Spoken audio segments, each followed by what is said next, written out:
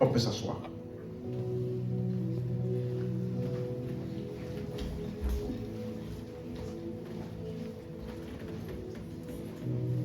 La vie chrétienne consiste à connaître Dieu. Quelqu'un m'a suivi?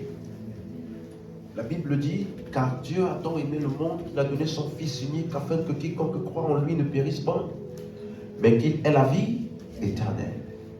Mais dans Jean 17, il dit, la vie éternelle consiste à te connaître, toi le seul vrai Dieu et celui que tu as envoyé, Jésus. Ça veut dire que à quel point tu vis la vie chrétienne dépend à quel point tu connais Dieu. Amen. Et c'est l'objectif de ce que nous faisons. Et c'est l'objectif de ce pourquoi nous faisons ce que nous faisons. Amen. Et aujourd'hui, nous allons continuer notre série d'enseignements sur le péché. Comprendre le péché. Alléluia. 2 Timothée, chapitre 3, verset 17.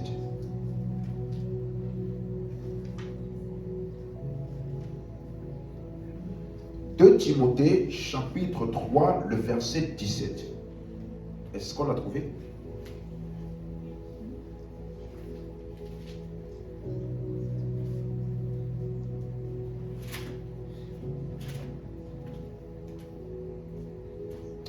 La Bible dit, dès ton enfance, tu connais les saintes Écritures qui peuvent te rendre sage à salut par la foi en Jésus.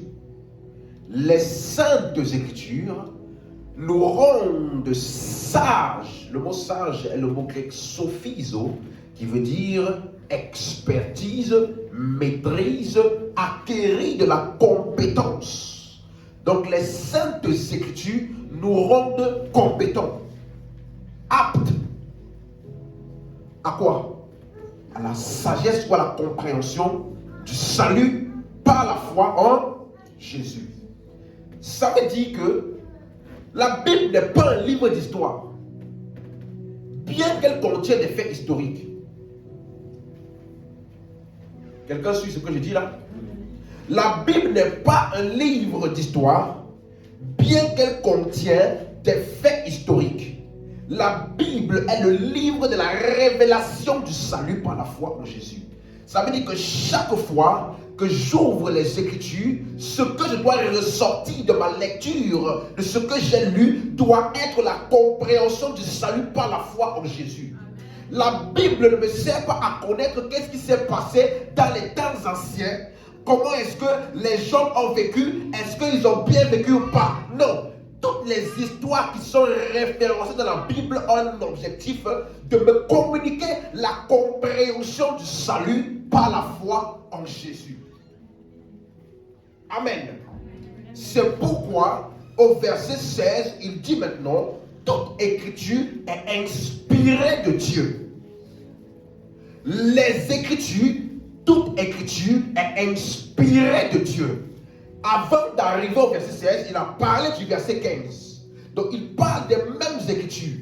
L'inspiration dans des Écritures vient du fait qu'elle parle du salut. Ce qui différencie les Écritures de tout autre type d'écriture sur la terre, c'est parce que les Écritures là, elles parlent du salut. Donc si je veux tracer l'origine et testifier de l'inspiration de Dieu dans quelque chose, ou dans un document, ou dans la bouche d'un homme, il faut que ce qu'il dise là soit en accord avec le salut par la foi en Jésus. Si je veux voir l'inspiration de Dieu et m'assurer que c'est l'inspiration de Dieu, il va avoir dans ce qui est dit le salut par la foi en Jésus. C'est ça qui cadenasse ou alors me permet de comprendre les limites de l'inspiration de Dieu. Toute autre pensée qui est en désaccord avec l'œuvre du salut est contraire à Dieu. Quelqu'un sait ce que je dis? Donc, plus tu comprends le salut, alors plus tu es à même de recevoir et de discerner les différentes choses que tu reçois de Dieu. Parce que l'inspiration de Dieu vient du salut par la foi en Jésus. Tout document, toute prédication, toute pensée qui n'est pas en accord avec la révélation du salut par la foi en Jésus ne peut venir de Dieu. Il n'a pas dit certaines écritures. Toute écriture est inspirée de Dieu. Pourquoi? Parce qu'il a dit les écritures là parlent du salut par la foi en Jésus. Et c'est pour cela que lorsque Jésus-Christ est venu, qui est la personnification du salut, il a corrigé certaines choses qui ont été dites et qui étaient en désaccord avec sa nature et la personne de Dieu. Amen. Et au verset 17, verset 16 pour terminer, pardon, est utile pour enseigner, convaincre, corriger, instruire dans la justice, afin que l'homme de Dieu soit accompli et propre à toute bonne œuvre. Le mot accompli parle d'une croissance à un tel point où tu es mature. Tu es bien équipé pour faire ce à quoi Dieu t'a appelé. En d'autres termes, il n'y a aucune croissance spirituelle réelle. J'appuie bien le mot réel. Parce qu'il y a certains qui disent qu'ils grandissent. Qui disent qu'ils ont une croissance. Avant, quand j'étais jeune converti, maintenant je suis assez âgé. Mais quand tu comprends ce qu'ils parlent et ce qu'ils enseignent, tu comprends qu'ils n'ont pas vraiment grandi. Pourquoi? Parce que ce qui fait d'un homme de Dieu accompli est sa compréhension du salut. Donc il n'y a pas de croissance spirituelle sans avoir été exposé à l'enseignement des Écritures, à la lumière du salut. C'est l'unique nourriture qui permet aux chrétiens de grandir. Ce ne sont pas tous messages qui produisent la croissance spirituelle. C'est pourquoi il a dit que l'écriture est utile pour enseigner. Mais avant de te dire que les écritures sont utiles pour enseigner, il t'a expliqué que les écritures là parlent du salut. Donc l'enseignement est en accord avec le salut dans les écritures. Ce n'est pas les enseignements comment garder mon nom.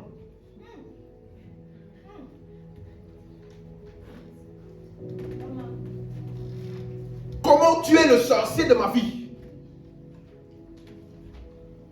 Ce type de message ne peut jamais produire la croissance. Donc, en tant que chrétien, si tu veux grandir spirituellement et être accompli et propre à toute bonne œuvre, les enseignements que tu reçois comptent. Et lorsque nous parlons du salut, j'ai expliqué dans Matthieu chapitre 1, verset 21, lorsque l'ange a visité Joseph, il lui dit, tu enfanteras. Elle enfantera en parlant de Marie un fils et tu l'appelleras Jésus, car c'est lui qui sauvera son peuple de ses péchés. Donc la mission de Jésus sur la terre est de sauver le monde des péchés. Donc le salut est en rapport avec le péché. Et nous avons commencé à expliquer que quand tu grandis dans l'étude biblique et tu commences à t'approfondir, tu comprends que celui qui parle compte. Celui qui a dit la chose compte. Parce que ce n'est pas tout ce qui est écrit qui est inspiré. Toute écriture est inspirée. La documentation des événements est inspirée. Mais les événements en eux-mêmes ne sont pas tous inspirés. On me suit? Donc celui qui parle compte. L'ange vient dire à Joseph, c'est lui qui sauvera son peuple de ses péchés. Jésus n'est pas venu sauver son peuple. Non, l'ange avait encore une pensée légalistique. Donc dans la parole de l'ange, on prend ce qui est en rapport avec le salut par la foi en Jésus et l'autre on laisse. Voilà pourquoi quand Jean-Baptiste est venu, il n'a pas dit son peuple, il a dit voici l'agneau de Dieu qui ôte le péché du monde. Donc Jean-Baptiste a une perception plus claire de ce que l'ange voulait dire. Donc c'est pour ça que je dis l'inspiration est en accord avec le salut par la foi en Jésus. Dans ce que l'ange a dit, il y a une partie qui est vraie, une partie qui n'est pas correcte.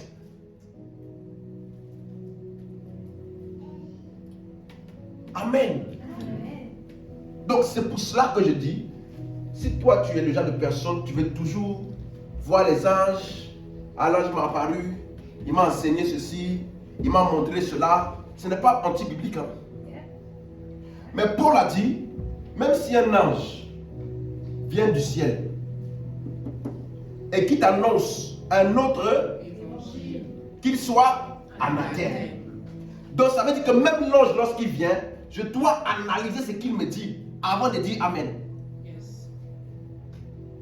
Parce que si l'ange ne pouvait pas se tromper, il n'allait pas dire ça. Et la Bible dit que nous les saints, nous jugerons les anges. On va les juger pourquoi? S'ils font tout bien. C'est pas Dieu qui va les juger. Les anges là ont été créés pour qui? Nous. Pas pour Dieu.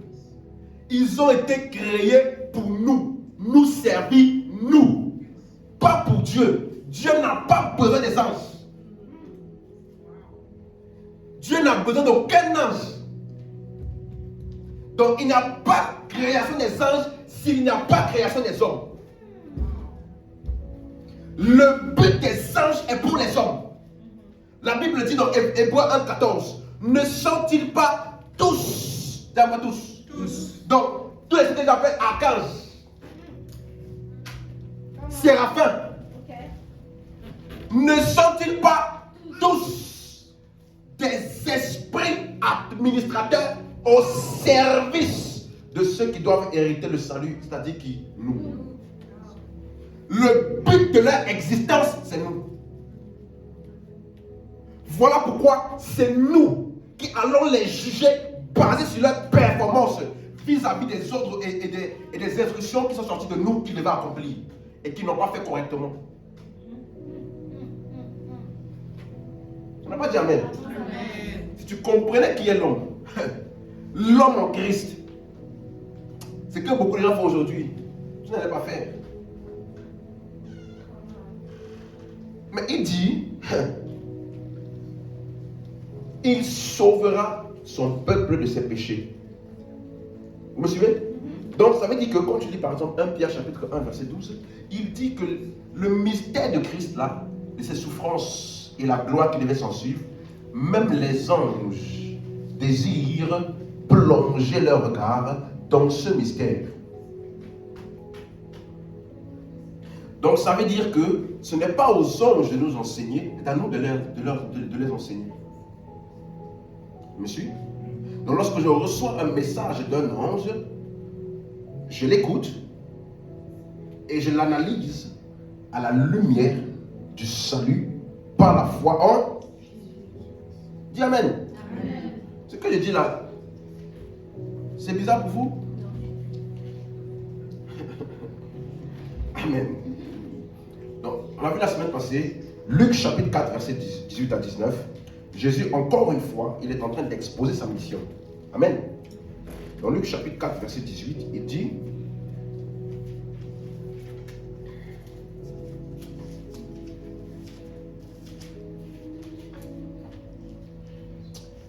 l'Esprit du Seigneur est sur moi parce qu'il m'a oint pour annoncer une bonne nouvelle aux pauvres.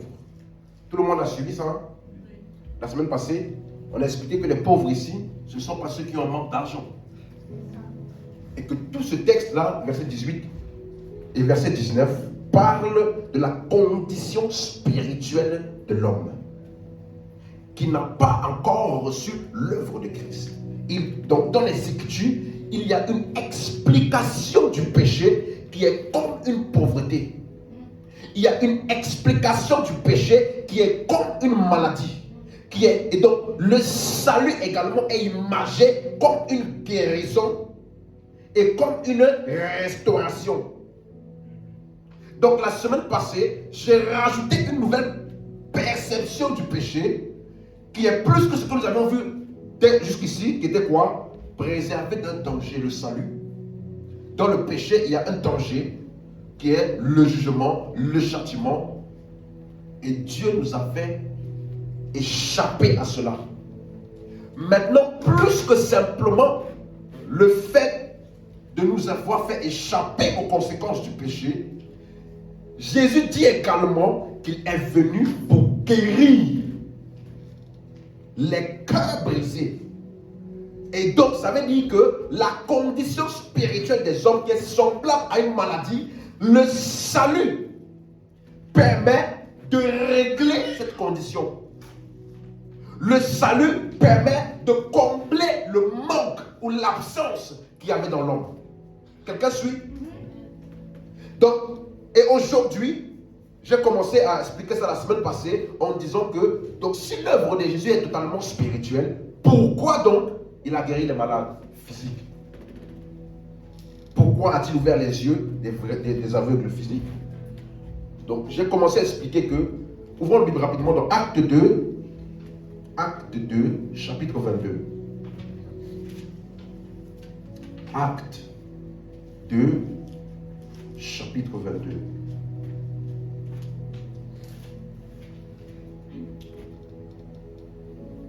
Homme israélite, écoutez ces paroles.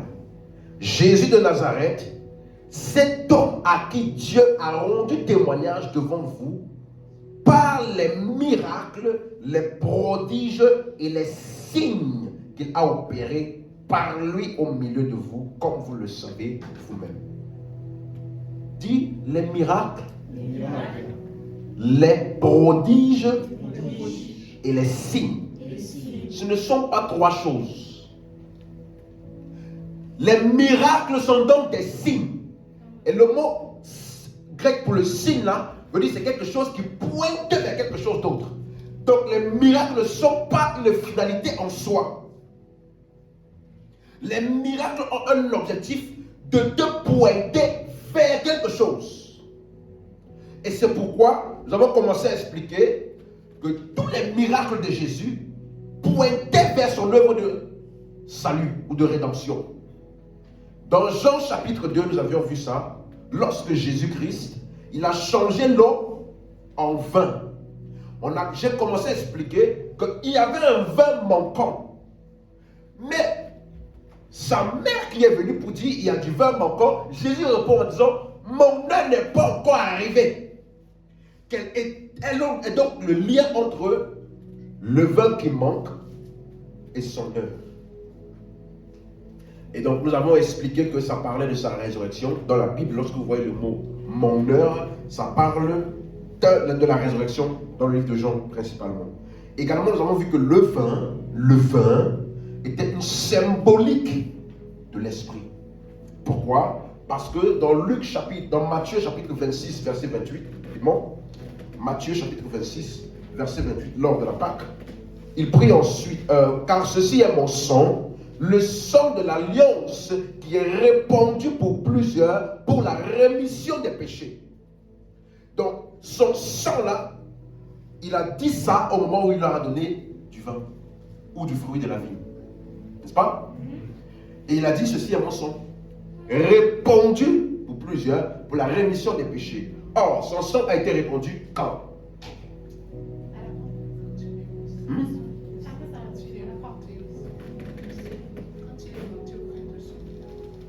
Chacun?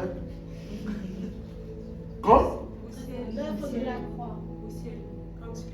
Au ciel. L'œuvre de la croix. Après sa résurrection. Qui dit mieux? Son sang a été répandu, effectivement, après sa résurrection, dans le tabernacle céleste. Donc, encore une fois, son sang répandu parle de la résurrection. Et nous avions vu dans Jean 7 qu'il a dit, celui qui croit en moi, des fleuves d'eau vive jailliront de son sang. Il dit cela de l'esprit que devaient recevoir ceux qui croiraient en lui parce que l'esprit n'était pas encore été répandu, parce qu'il n'avait pas encore été glorifié ou alors ressuscité. Donc, sa résurrection nous parle de son sang répandu qui a permis à ce que l'esprit vienne en nous. On suit? Et donc, c'est pour cela que nous avions vu que le vin que Jésus donne n'est pas le fruit de la vie. Parce qu'il a dit, je ne boirai plus de ce fruit de la vigne jusqu'à ce que nous soyons dans le royaume de mon Père. Et donc j'ai expliqué que, et la semaine passée quand j'ai écouté cet enseignement, on peut avoir l'impression que je suis dit, on ne doit pas boire l'alcool. Ce n'est pas ce que je parle. Je parle de ce que les gens appellent Saint-Saint. Je ne boirai plus, il a dit je ne boirai plus du fruit de la vigne. Ok? Donc c'est le fruit de la vigne que les gens donnent aujourd'hui aux personnes sous le nom de la Pâque ou la Sainte Seine. Jésus a dit, dans le royaume de mon Père, je ne boirai plus.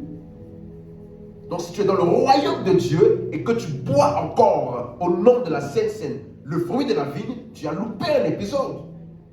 Parce que le vin qu'il donne est du nouveau vin, il a dit, et ce vin-là, c'est l'esprit. Ne vous enivrez pas de vin, c'est de la débauche. Mais soyez au contraire remplis de l'esprit. Mais ça veut dire que quand Marie venait le voir pour lui dire, nous avons besoin de vin. Le vin est manquant. Donc l'homme a besoin, les hommes là, ils ont besoin de vin pour assouvir la soif. Jésus disait, mon œuvre n'est pas arrêté, l'heure dans laquelle il va donner le véritable vin dans l'homme, qui est l'esprit. Donc il parlait d'un vin physique, il parlait d'un vin spirituel. Et quand tu lis Psaume 104, verset 15, il dit le vin réjouit le cœur de l'homme. Hein? C'est parce que les gens ne comprennent pas la marche par l'esprit, la plénitude de l'esprit, qu'il y a des gens qui sont déprimés. Parce que si tu as déjà vu un homme qui est sous l'effet de l'alcool et qui est déprimé? Laissez-moi vous montrer un verset qui peut vous choquer. Proverbe, rapidement. Proverbe chapitre verset 31.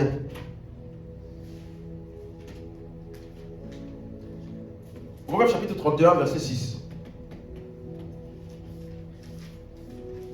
Proverbe 31 verset 6.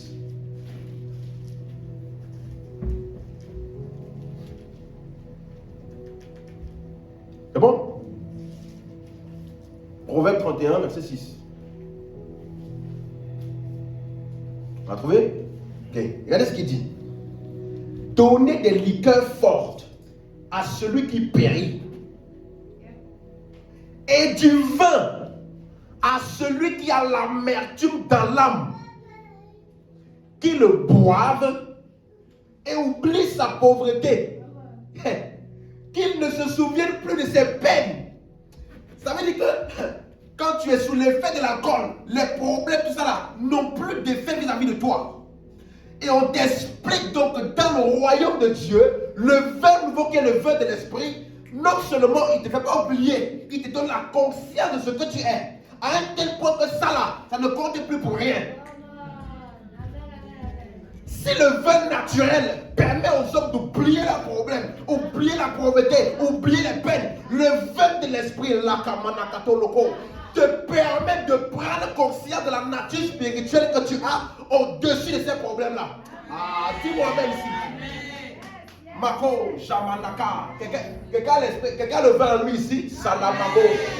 Imbragadalaga. Eshorokobalaga. Imbalagada. Tu ne peux pas parler en langue remplie de l'esprit et tu es déprimé. C'est parce que beaucoup de gens aujourd'hui, ils parlent en langue sans comprendre ce qu'ils font. Voilà pourquoi après avoir parlé en langue, après avoir venu à l'église, ils sont encore déprimés. Tu ne peux pas fonctionner avec la conscience de l'esprit et être déprimé. Impossible. Ne vous enivrez pas de vin, mais de l'esprit. Pourquoi il n'a pas dit ne vous enivrez pas de l'eau? Ou ne vous enivrez pas de je ne sais pas quoi d'autre. Il a pris le vin exprès pour t'expliquer que de la même manière que tu peux t'enivrer de vin là, ça fait des effets en toi. Tu n'es plus toi-même. En fait, c'est comme si le monde n'a plus d'importance pour toi. Tu peux même marcher tout nu. Tout nu. En fait, la honte là, tu as oublié. Et la même manière te dit donc que si tu commences à te remplir de l'esprit, tout ce qui fait chuter, déprimer, décourager les gens, ça n'aura plus aucun effet pour toi. Parce que ce qui t'anime comme substance, c'est l'esprit. Et là où il y a l'esprit, il y a la liberté. Alors nous tous qui sommes dans un miroir, nous regardons, nous contemplons la gloire du Seigneur. Nous sommes transformés en la même image par le Seigneur l'Esprit. Donc pendant que tu parles en langue là, l'Esprit est en train de travailler. Alors tu te rends compte que tu es venu avec une conscience d'un problème trop supérieur, trop élevé. Mais pendant que tu es en train de l'amazozozozozozozi, il la sorokomenikata. Alors subitement tu te rends compte que ton esprit et ton âme est englouti par la conscience de ta nature spirituelle qui est supérieure à ce problème. Et tu ressors de là comme un lion inarrêtable. Et je déclare sur quelqu'un ici la commanda et la shabarakata. Que la vie de l'esprit, la conscience de l'esprit, la conduite de l'esprit, la marche par l'esprit est ton partage au nom de Jésus. Que tout ce qui ressemblait à quelque chose de contraire à la vie de l'esprit, contraire à ta nature de l'esprit, je déclare que ces montagnes-là soient planées au nom de Jésus. Dis Amen. C'est parce que nous là, on ne sait pas ce qu'on a. Nous, le peuple périt par manque de conscience ou de connaissance de ce qu'ils portent en eux. Beaucoup de chrétiens disent Dieu vit en moi. Pour eux, c'est une confession. Ce n'est pas une réalité. Tu ne peux pas dire que j'ai Dieu en moi et après tu es déprimé. Tu ne peux pas dire j'ai Dieu en moi et après tu es sous le découragement. Tu commences à parler n'importe comment. Je suis perdu, je ne sais pas quoi faire. Mais celui qui a créé l'univers entier habite en toi et tu dis tu ne sais pas quoi faire. Mais il y a un problème entre ton langage et ta réalité. Celui qui parle en langue, il dit des mystères. Le mot mystère parle de secrets divins. Donc, ça veut dire que la sagesse de Dieu pour sortir des situations et des circonstances là ne va pas sortir d'ailleurs. C'est déjà en toi. Mais pendant que tu parles, tu es en train de verbaliser la solution à ton problème. Peut-être que tu ne sais même pas. Pendant que tu parles en langue, tu es en train de verbaliser exactement la solution à ce problème. Et pendant que maintenant ton intelligence commence à être illuminée, Sokama, par ce que tu as dit en esprit, alors tu ressors de là avec une idée, une direction, quelque chose que tu vas seulement faire. Et c'est comme si le problème n'a jamais existé. Je déclare sur quelqu'un ici là, ton esprit reçoit pleinement tout ce que Dieu a prévu pour toi. Tu ne seras jamais découragé, dis Amen. Tu ne seras jamais dans la confusion. Amen. Yes. L'esprit, dis à l'esprit, habite en moi. Je suis le temple et l'habitation de l'esprit de Dieu. Donc, je ne suis pas en manque. Je ne peux pas être en manque. J'ai tout pleinement en lui. Dis Amen. Quand tu comprends ça, tu ne peux pas être de ceux-là qui sont tout le temps en train de se morfondre, en train de se victimiser. Pourquoi? Parce que tout ce dont tu as besoin est déjà en toi. Amen. Donc, pour revenir à notre sujet, c'est de ça que Jésus parlait. Mon heure n'est pas arrivé. Et le deuxième miracle, le deuxième que nous avons vu, rapidement, dans Jean 3 maintenant, donc dans Jean 2, il a fait le changement de l'eau en vin. Dans Jean 3, verset 1, on va aller rapidement parce que j'ai un texte à interpréter avec vous aujourd'hui. Je dis chaque jour on va interpréter un texte. Donc je vais finir rapidement avec le miracle. Jean 3, verset 1. Mais il y eut un homme d'entre les pharisiens nommé Nicodème, un chef des Juifs, qui vient à lui auprès de Jésus et de nuit et lui dit: Rabbi, nous savons que tu es un docteur venu de Dieu, car personne ne peut faire ces miracles que tu fais si Dieu n'est pas avec lui. Donc il est venu vers Jésus avec la conscience et la pensée de quoi? Des miracles. Nous savons que tu es un docteur venu de Dieu, car personne ne peut faire ces miracles que tu fais si Dieu n'est pas avec lui. Vous voyez? Et vous allez voir que dans on ne va pas tout étudier parce que ce n'est pas le but de cet enseignement, c'est juste pour donner un aperçu de ça. Mais vous allez voir que des fois, on a l'impression que Jésus est à l'ouest. En fait, on vient te parler, au lieu de me répondre clairement de ce que tu parles, tu me donnes une réponse genre de la planète Mars. Genre, je te parle d'ici, et quand tu me réponds là-bas, Regardez quelque chose. On lui dit, tu es un grand docteur venu de Dieu, car personne ne peut faire les miracles que tu fais là, si Dieu n'est pas avec lui. Donc Nicodème veut dire, je reconnais l'onction, la grâce de Dieu sur toi. Normalement, Nicodème veut dire, explique-moi donc comment moi aussi je peux toucher ou connecter dans cette grâce-là, pour moi aussi faire ce que tu fais. Regardez ce que Jésus répond. Verset 3. En vérité, je te le dis, si un homme ne naît de nouveau, il ne peut voir le royaume de Dieu. C'est quoi le lien? Je veux que tu m'expliques les miracles, tu me parles de naître de nouveau pour voir le royaume. C'est quoi le lien, Jésus? Et quand tu dis le mot nouveau là, c'est le mot anoten. Anoten. C'est utilisé, on va mettre en page rapidement, dans Matthieu chapitre 27, verset 51. Matthieu chapitre 27, verset 51. Lorsque le voile du temple s'est déchiré depuis le haut jusqu'en bas. Nouveau là, suivez-moi. Naître de nouveau là. Le mot nouveau, c'est utilisé dans Matthieu 27, 51. On dit le temple s'est déchiré, le voile du temple, depuis le haut. Le mot haut là, c'est ça nouveau. Anoten. Dans un autre passage, Luc chapitre 1, verset 3, lorsque Luc est en train d'expliquer l'origine de ses écrits, parce que Luc n'était pas un disciple de Jésus. Donc, il est en train d'expliquer où est-ce qu'il a pris les écrits pour qu'il puisse les écrire. Il m'a semblé bon, Luc 1, verset 3, après avoir fait des recherches exactes sur toutes ces choses, depuis leur origine,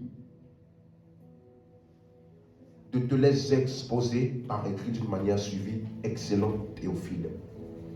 Même chose dans Acte 26, verset 5, depuis connu, pour ceux qui m'ont connu, depuis le commencement. Dans la version austérale, ils savent dès l'origine. Donc, vous allez voir que ce mot-là, anoten, traduit par nouveau, c'est un mot qui parle depuis le haut, ou alors dès l'origine. Suivez? C'est le même mot qu'on voyait dans Jacques là, il dit, tout don parfait, toute grâce excellente vient d'en haut, du Père des Lumières. Donc, qu'est-ce que Jésus est en train de leur dire? Jésus parlait d'un nouveau commencement, d'une nouvelle origine. Jésus lui expliquait la nouvelle naissance. Seigneur, je veux voir les miracles. Nouvelle naissance. C'est quoi le lien? Quand tu viens au verset 5, il dit, si quelqu'un ne naît d'eau et d'esprit, il ne peut entrer dans le royaume. Quel est le lien? Vous voyez? Pourquoi Jésus, on vient le voir pour les miracles qu'il faisait. Et lui, il te défocalise des miracles qu'il faisait vers la nouvelle naissance. Pourquoi? Parce que quand tu lis maintenant le verset 16, il dit, car Dieu a tant aimé le monde qu'il a donné son Fils unique, afin que quiconque croit en lui ne périsse point, mais qu'il ait la vie éternelle. Donc ce qu'il appelle naître de nouveau, naître de l'esprit, ça là, c'est recevoir la vie éternelle lorsque tu crois. Vous voyez? Donc Nicodème vient voir Jésus. Mais je veux voir les miracles là, les miracles. Avec comme focus les miracles. Jésus l'amène vers la nouvelle naissance. Pourquoi? Parce que Jésus était en train de lui montrer que chacun de ces miracles-là était des pointeurs, ou une ombre, ou un reflet de la nouvelle naissance. Le but de ces miracles-là était d'amener les hommes à voir quoi? La nouvelle naissance. Vous voyez maintenant? Il vient pour les miracles.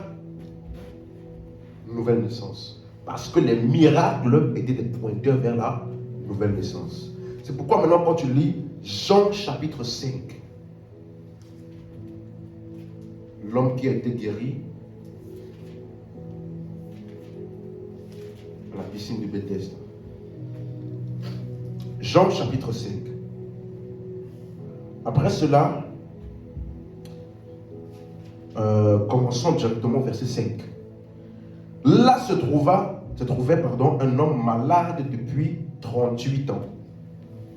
Jésus l'ayant vu coucher, et sachant qu'il était malade depuis longtemps, lui dit, veux-tu être guéri? Et le malade lui répondit, Seigneur, je n'ai personne pour me jeter dans la piscine quand l'eau est glacée et pendant que j'y vais, quand l'eau est agitée, et pendant que j'y vais, un autre descend avant moi. Verset 9, 8. Lève-toi, lui dit Jésus, prends ton lit et marche. Aussitôt, cet homme fut guéri, il prit son lit et marcha. Maintenant, au verset 14. Depuis, Jésus le trouva dans le temple et lui dit, voici, tu as été guéri. Ne pêche plus, de peur qu'il ne t'arrive quelque chose de pire. Jésus vient de le guérir. N'est-ce pas? Il dit ne pêche plus, de peur qu'il ne t'arrive quelque chose de pire. De quoi parlait-il? Vous pensez qu'il disait ne pêche plus, ne va plus faire la fornication? Ce n'est pas de ça qu'il parlait. Quelle est la chose pire là?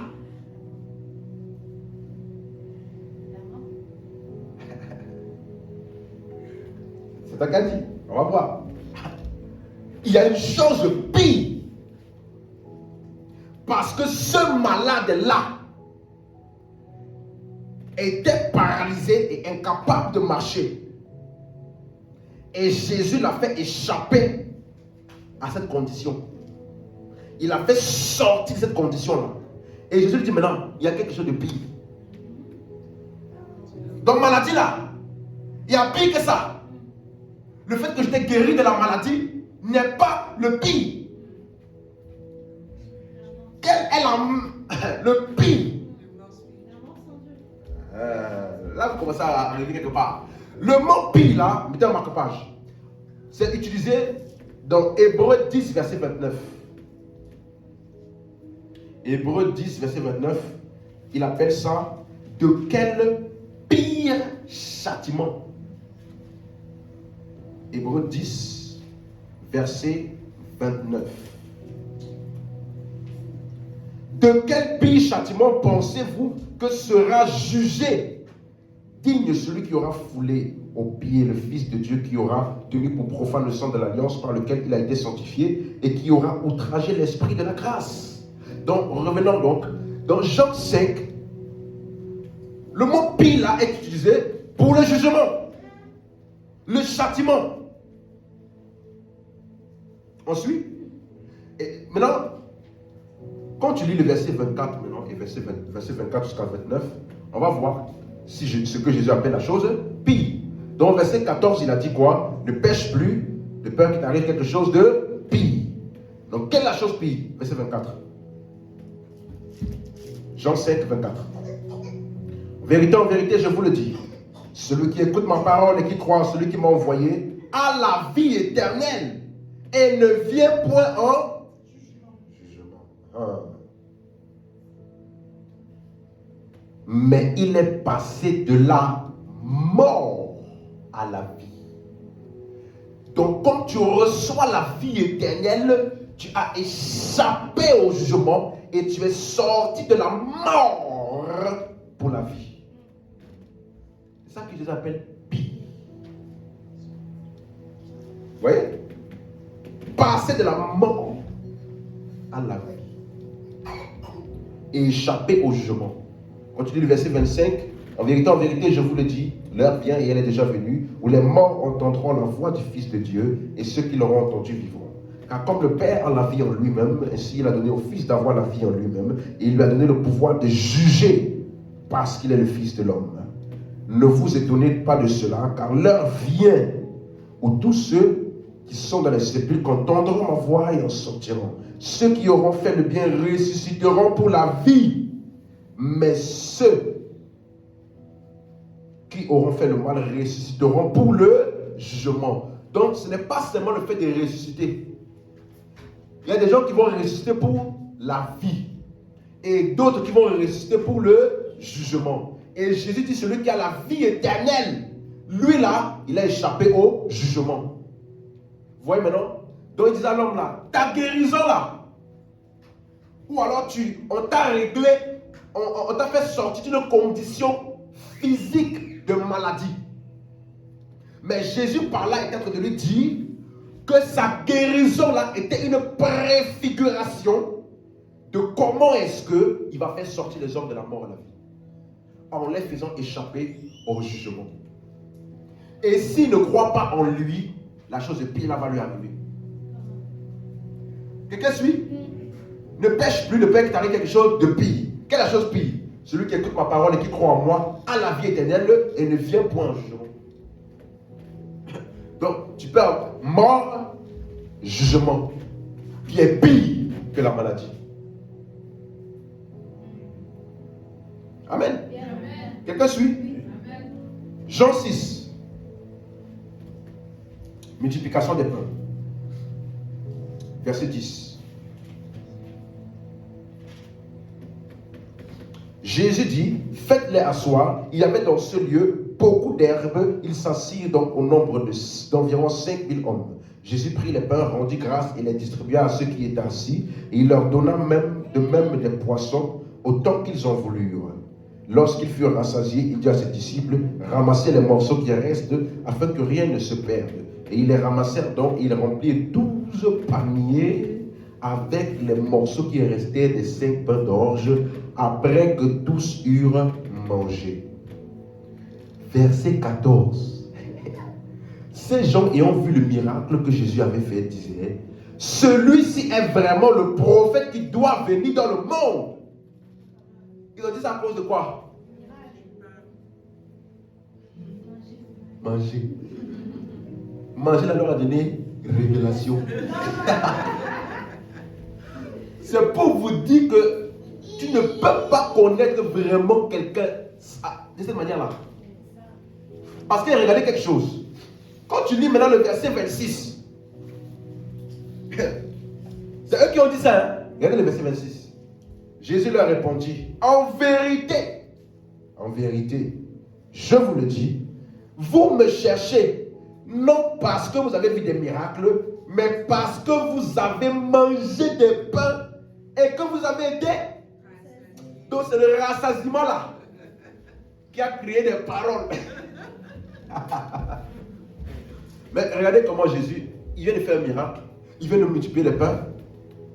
Maintenant là, au lieu de parler pour dire, vous voyez, je reconnais, je suis le prophète qui doit venir, vous avez bien vu. Au lieu de dire ça, regarde ce que Jésus dit, verset 27. Travaillez, non pour la nourriture qui périt, mais pour celle qui subsiste pour la vie éternelle, et que le Fils de l'homme vous donnera, car c'est lui que le Père, que Dieu a marqué de son sceau. Vous avez compris? Il vient de faire la multiplication des pains physiques. Quand tout le monde s'est réjoui, oh, l'homme de Dieu le plus puissant du monde. Il dit, bien-aimé, il ne faut pas faire l'erreur. Il faut travailler non pas pour le pain qui périt, mais pour celle qui subsiste pour la vie. Donc ça veut dire, après avoir fait la multiplication des pains, il a mis la différence complète entre le pain là qui périt et le pain qui donne la vie éternelle. Donc la raison pour laquelle il a rempli leur ventre de pain physique était pour les pointer vers ce que le pain véritable qui subsiste jusqu'à la vie éternelle va faire en eux. Parce que si son objectif était simplement faire les miracles, il allait dire alléluia, Dieu vous bénisse, rentrez chez vous, demain vous revenez, on fait encore un miracle et vous allez encore sauter. Hein? Mais après avoir fait le miracle là, il fait quoi? Ça là, il ne faut pas regarder ça plus loin que ça doit aller. Hein? C'est seulement pour que vous remplissez votre ventre là et que vous sachiez que si je suis celui qui a rempli votre ventre de pain physique, c'est pour vous montrer, vous pointer vers le fait que le véritable pain qui donne la vie éternelle là, c'est moi. Et quand vous allez recevoir ça, vous n'aurez plus jamais faim. Quelqu'un suit? Voilà pourquoi Matthieu, appelé ça aussi dans la prière, ce que j'appelle le Notre Père. Matthieu chapitre 6, verset 11. Alléluia. Matthieu chapitre 6, verset 11. Quand il parle du pain, il dit: donne-nous aujourd'hui notre pain quotidien. Pour ceux qui se rappellent, lorsque j'avais parlé de ça à la convention, j'avais dit que ce texte-là, ce n'est pas une prière en termes de fais ceci, mais c'est plutôt une prière ou une révélation du caractère de Dieu par Jésus. Ici, ce n'est pas donne-nous aujourd'hui notre pain quotidien. Non, c'est tu nous donnes notre pain quotidien. Vous me suivez? Tu nous donnes notre pain quotidien. Il est en train de leur affirmer le caractère de Dieu. Et ce qu'il appelle le pain quotidien ici, c'est quoi? Parce que quand tu lis ces textes-là sans la révélation, tu peux penser qu'il est en train de dire donne-nous de manger tous les jours. Mais ce n'est pas ce qu'il dit. Allô? Le mot quotidien là est un mot grec, epiousios, qui veut dire ce qui est nécessaire et ce qui est suffisant. Ce qui est suffisant et consistant. Donc de quoi parle-t-il? Le verset 12 et verset 3 t'expliquent quel est le pain suffisant dont les hommes ont besoin. Quel est le pain suffisant que Dieu donne aux hommes? Parce que leur véritable faim ou manque là n'est pas le manque dans ton ventre là. Donc tu nous donnes un pain qui est suffisant, qui nous comble suffisamment. Quel est ce pain là? Verset 12. Tu nous pardonnes nos offenses afin que nous pardonnons aussi. Ce texte-là est l'un des textes dont Louis II nous a pas aidé. Il dit, il dit, pardonne nos offenses comme nous pardonnons aussi. Donc Dieu est en train d'apprendre par nous. Hein? Donc toi, la main dont tu nous pardonnes là, c'est la main dont nous. Donc nous là, nous sommes des enseignants. Tu nous regardes pour voir comment on pardonne. Hein? Pourtant, dans toute la Bible, on nous dit que c'est soyez comme votre Père qui est dans les cieux, qui fait tomber sa pluie sur les bons. Donc, c'est comment on voit son caractère là que nous reflétons pour les hommes. Parce qu'il dit le Père là, il est bon pour les. Il fait tomber sa pluie sur les bons et sur les méchants. Après, il dit donc quoi? Soyez donc comme votre Père. Et qu'est-ce qu'il expliquait en disant aimez vos ennemis. Faites du bien à ceux qui vous font du mal. Pourquoi est-ce que nous faisons ça? Parce que notre Père, il est comme ça. Donc ce n'est pas lui qui apprend de nous, c'est nous qui apprenons de lui. Donc c'est Dieu nous pardonne nos péchés afin que nous pardonnons. Et Dieu nous délivre du malin. Ça ne peut pas dire ne nous soumets pas à la tentation. La Bible dit Dieu ne peut pas être tenté et il le tente lui-même. Donc, tu vas prier à quelqu'un qui ne peut pas tenter en lui disant ne nous soumets pas à la tentation. Ce que tu ne connais pas, qui il est?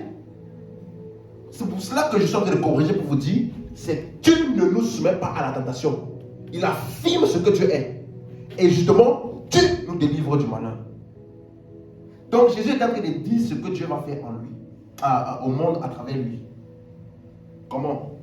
Le pardon des péchés et la délivrance du mal. C'est ça le pain quotidien ou le pain suffisant qu'il va donner aux hommes par l'œuvre de Christ.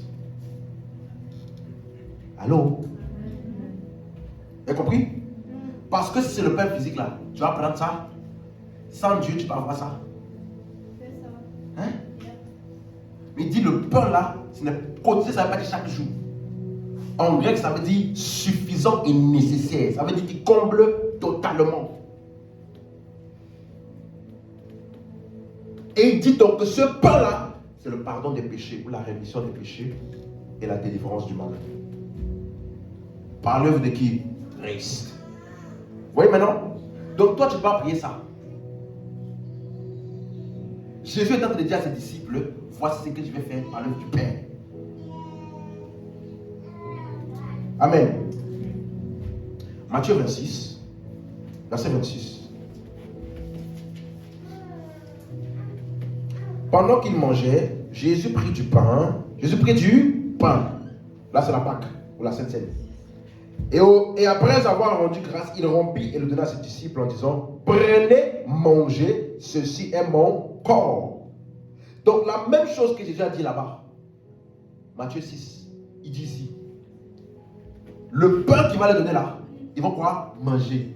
Et le vin, c'est quoi? Le sang. Pour la rémission des péchés. C'est la même chose, non? Matthieu 6, 11 donne le pain quotidien. C'est quoi? Le pardon des péchés, délivrance du malin. Dans Matthieu 26, Jésus utilise la Pâque pour symboliser la même chose. Voici mon corps, voici mon sang. Mais il parlait de quoi? Du pain physique qu'il leur a donné et du vin. Pour symboliser quoi? Son œuvre sacrificielle par laquelle les hommes vont recevoir la rémission des péchés et l'esprit en eux. Vous voyez comment Jésus, il était tout le temps en train de ramener les cœurs et les pensées et des hommes vers quoi? Son œuvre qui est totalement spirituelle. Quelqu'un suit? Tu es toujours là où j'étais perdu en route? On est là? On est là. Donc maintenant, quand tu reviens dans Jean 6, pour terminer cette partie du pain, Jean 6, verset 32. On va commencer au verset 31 pour avoir le contexte. Donc il leur a dit, ne travaillez pas pour la nourriture qui périt, mais pour celle qui subsiste jusqu'à la vie éternelle. Il va maintenant prendre encore un autre exemple. Jean 6, verset 32. Jésus leur dit, en vérité, verset 31, pardon. Nos pères ont mangé la manne dans le désert, selon ce qui est écrit, il leur donna le pain du ciel à manger. Ils ont mangé quoi? Le pain du ciel. Il a appelé la manne là le pain du ciel. Ça que Moïse leur a dit. Jésus vient maintenant au verset 32. Jésus leur dit, en vérité, je vous le dis. Moïse ne vous a pas donné le pain du ciel. Mais mon Père vous donne le vrai pain du ciel. 33. Car le pain de Dieu, c'est celui qui est descendu du ciel et qui donne la vie au monde. Donc, toute la narration du miracle du pain, toute la narration de l'histoire de Moïse qui a donné, qui a fait, où la manne est tombée pour que le peuple puisse manger, tout ça là n'était que des illustrations physiques de ce que Jésus allait faire par son sacrifice de donner la vie aux hommes.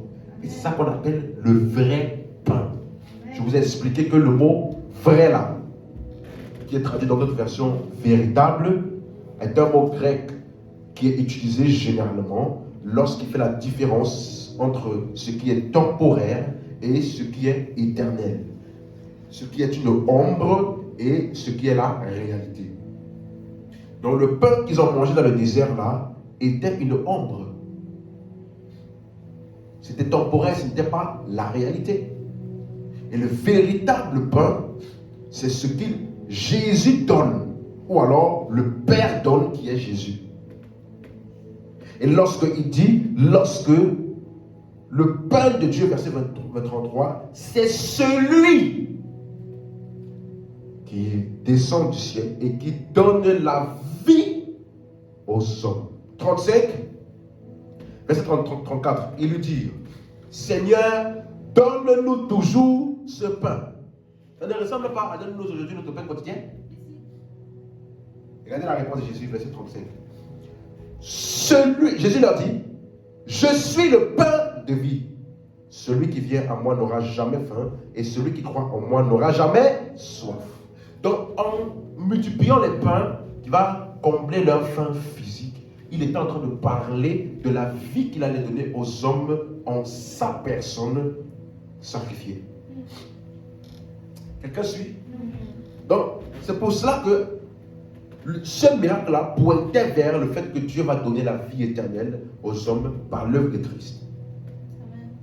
C'est pourquoi après ce miracle-là, il n'a pas dit, oh, venez, venez, venez. Oui, recevez la grâce, vous aussi, vous allez multiplier les pains chez vous. Il a dit, ne te laisse pas distraire par ça. Parce que le véritable pain n'est pas celui qui périt, mais celui qui donne la vie éternelle. Et plus tard, il explique, le pain là, c'est moi. Et quand il a commencé à dire, mangez donc ma chair et boire mon sang, les mêmes gens là, qui ont célébré en disant, tu es le prophète qui doit vraiment venir. Les mêmes là, ils sont partis. Amen. Jean 9, dernier pour aujourd'hui. Jean chapitre 9.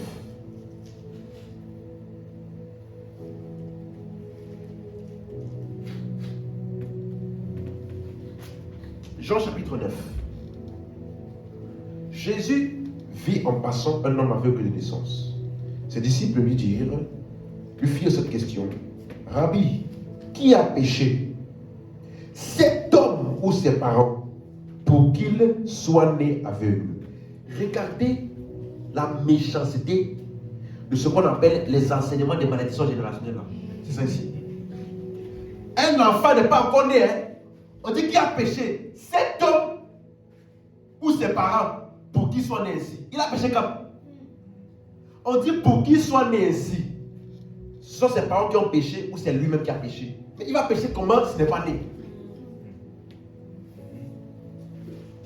Mais quand les gens sont tordus dans la tête là, même les choses insensées, tu crois.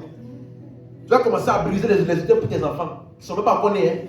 Je brise les trucs générationnels là qui courent et qui vont dans plusieurs générations. Je brise déjà tous les malédictions de mes enfants. Mais tu as un problème.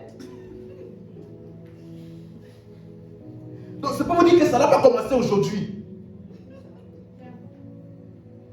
Quelqu'un est né aveugle. Et directement les disciples ont fait ce que les professionnels de la délivrance font. En fait, c'est quelqu'un de ton village qui a fait depuis des générations voué tous les enfants à la cécité. Donc, qui a péché? Ses parents ou bien l'homme en question? La question, s'il mettait seulement ses parents là, c'était compréhensible. Il dit les parents ou l'homme. Mais quand est-ce qu'il a péché pour être né aveugle? À quel moment il a le temps de faire le péché? À quel moment?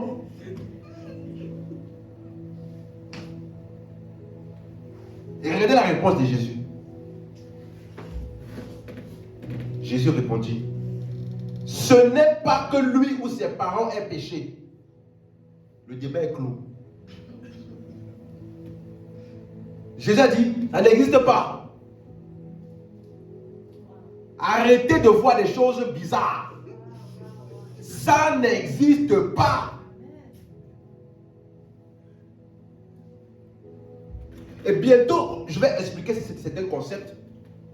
Parce que souvent, quand il y a des événements qui se produisent sur la terre, il faut avoir une compréhension théologique pour savoir interpréter et voir est-ce que ça vient de Dieu, qu'est-ce qui ne vient pas de Dieu, et toutes ces choses-là. Quand Covid est venu, on n'a pas eu quelle théorie? Dieu juge la terre. Toutes les prophéties, le Covid va finir dans 3 semaines. C'est pour juger le monde, parce qu'il y a trop de péché dans le monde. Maintenant que le Covid a été fini, c'est la même là qui revient maintenant pour dire Dieu est grand. Dieu est grand. Dieu est grand. Si c'est Dieu qui juge là, pourquoi tu pries? Donc Dieu va combattre Dieu, pas ta prière. Fallait dire nous rendons grâce à Dieu pour un tel Covid. Puisque c'est Dieu. Et après ils disent non, si vous ne vous convertissez pas, vous ne vous repentissez pas rapidement, ça va continuer. Pour montrer aux païens comment est-ce qu'on ne peut pas jouer avec Dieu. Mais, donc Dieu a besoin de lancer Covid pour que les païens voient vraiment qu'ils sont dans le mauvais chemin.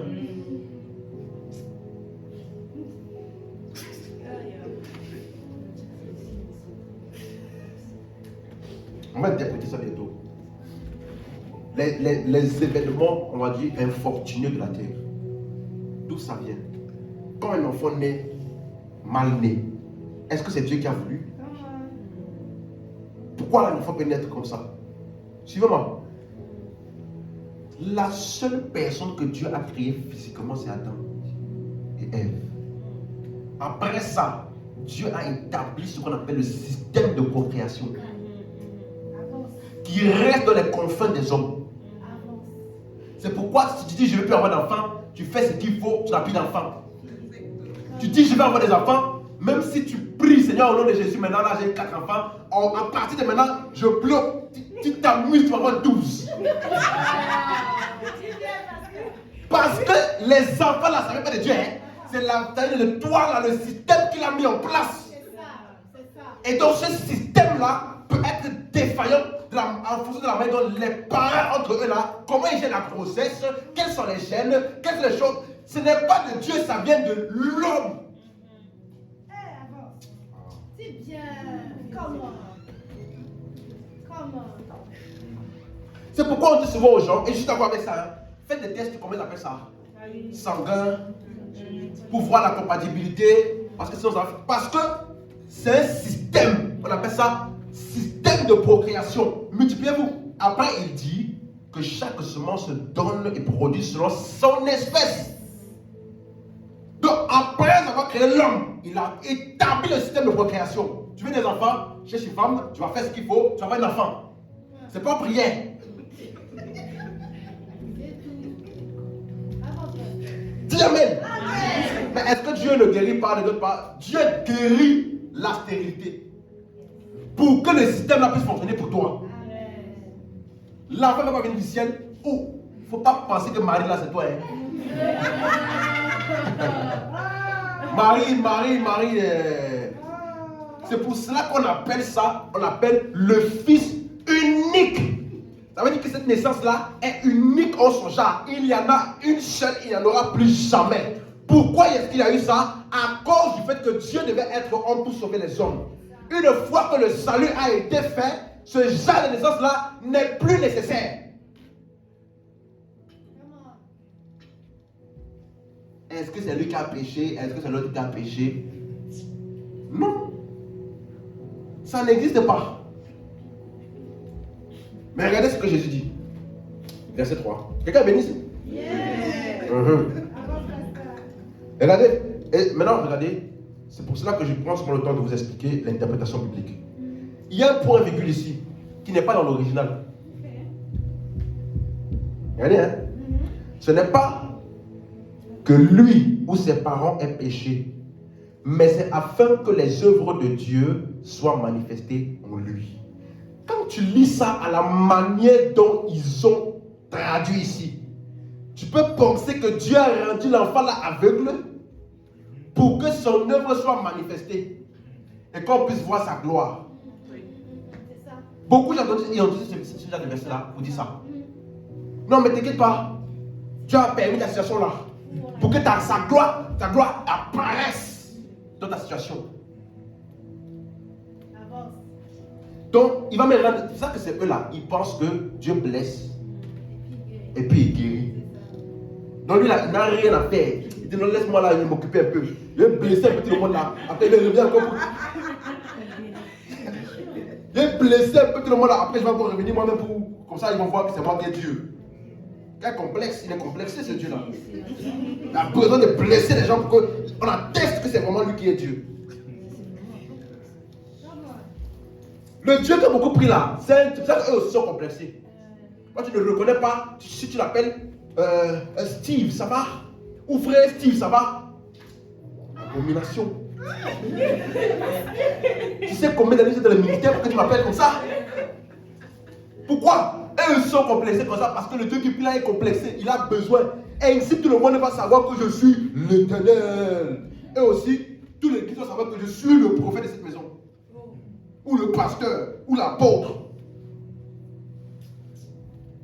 Dieu n'est pas complexé. Lorsque le peuple a dit nous voulons un roi, comme les autres nations, le Samuel prophète a commencé à pleurer. Hé Dieu, je suis fâché contre eux. Toi, un peuple comme ça. Tu as dit, calme-toi petit.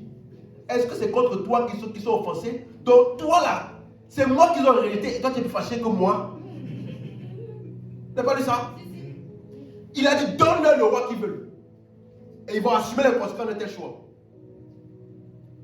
Mais il voulait commencer à avoir la compassion pour Dieu. En disant, vraiment le peuple là, ils sont ingrats Seigneur. Ils sont tellement ingrats. Il dit, hé mon ami. Donc toi tu n'es plus offusqué que moi, Dieu. À ma place. Peut-être c'est pas toi qui l'as rejeté. Et c'est pour ça que beaucoup de personnes sont comme ça aussi. Dieu n'est pas complexé. Fait tomber sa pluie sur les bons et sur les méchants. Donc le méchant qui dit Dieu n'existe pas, la pluie continue de tomber sur lui. Bill Gates, Jeff Bezos, comment on appelle le gars là, de Apple là? Steve Jobs, avant de mourir, il a dit Dieu n'existe pas. C'est une idée qui est dans la tête de l'homme. Son business a encore plus marché qu'avant. Après avoir dit ça. Dieu n'a pas dit. Hein? Tu vas voir.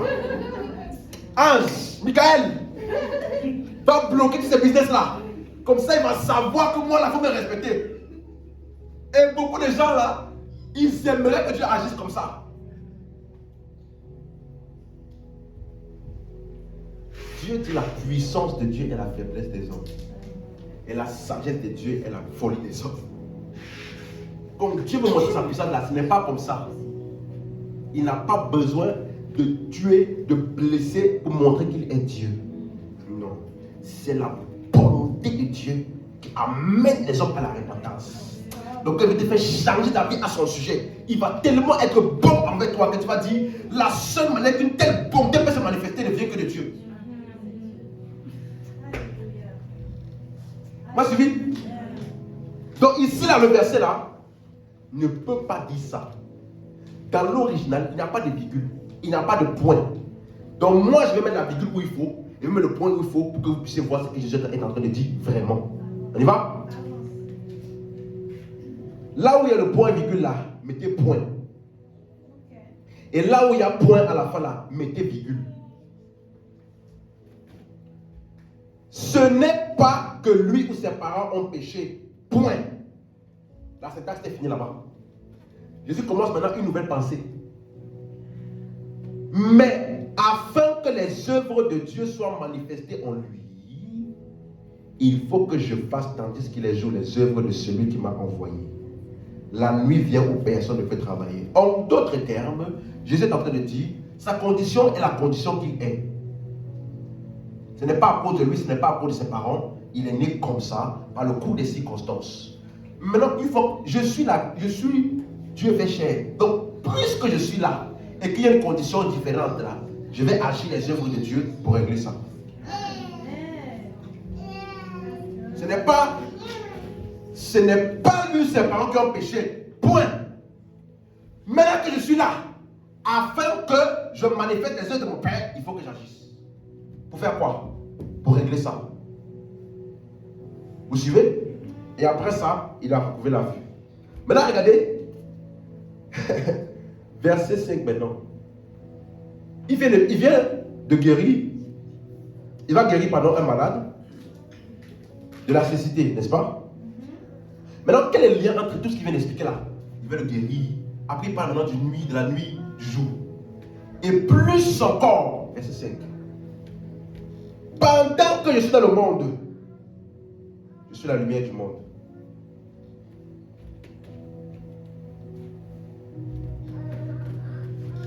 Un homme était aveugle.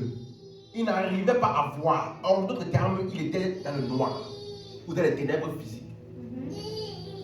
Jésus a dit, pendant que je suis dans le monde là, dans le monde, pas pour l'aveugle, le monde, je suis la lumière du monde, pas de l'aveugle. Donc le fait que je lui ai permis maintenant de voir, en d'autres termes, il a été éclairé cet aveugle là pour pouvoir maintenant voir.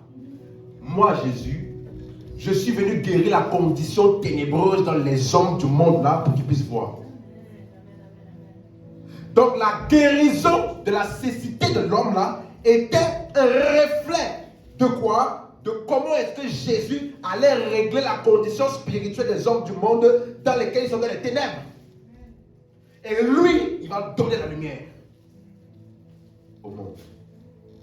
Et quand tu lis Jean chapitre 1, verset 4 à 7, il dit, au commencement était la parole était avec Dieu, la parole était Dieu. Après il dit, en elle était la vie.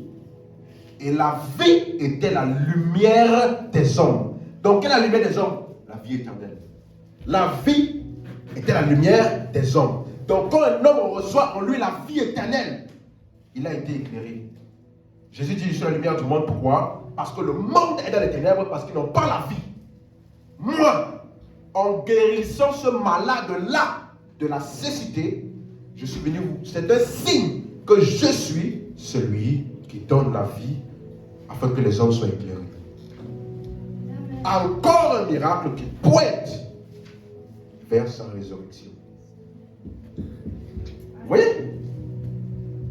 Si tu ne comprends pas ce que je t'explique là, tu vas penser que Jésus c'est quelqu'un qui est à l'ouest. Tu nous parles d'un truc, il te parle là-bas. Tu le ramènes ici, il te ramène aussi là-bas. Mais restons ici, Jésus. On parle d'un aveugle-né. On parle de quelqu'un qui tu nous amènes le monde, les ténèbres et moi la lumière. Pourquoi? Parce que tout ce qu'il faisait en termes de miracles était des signes. Vous comprenez comment on appelle ça? Signes. Parce que ça pointe vers ce qu'il va faire pour les hommes dans son œuvre sacrificielle. Et donc maintenant un verset, c'est pour ça qu'on avait lu dans Jean 20 verset 31, il dit, on a lu ça la semaine passée, Jean 20 verset 31,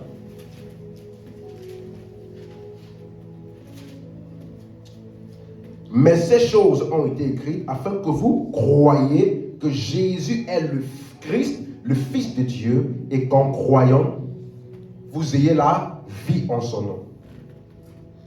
Donc les miracles que Jean a documentés étaient pour amener les hommes à faire quoi? À croire. Et qu'en croyant, vous ayez la vie. C'est bon? Maintenant, il y a un texte que j'espère que je vais pouvoir finir ça aujourd'hui. Matthieu chapitre 8. Matthieu chapitre 8. Versets 16 à 17. Le soir, on a amené auprès de Jésus plusieurs démoniaques. Il chassa les esprits par sa parole et il guérit tous les malades. Verset 17. Afin que s'accomplisse ce qui avait été écrit, annoncé par Ésaïe le prophète. Il a pris nos infirmités, il s'est chargé de nos maladies. Quand tu lis ça, tu peux penser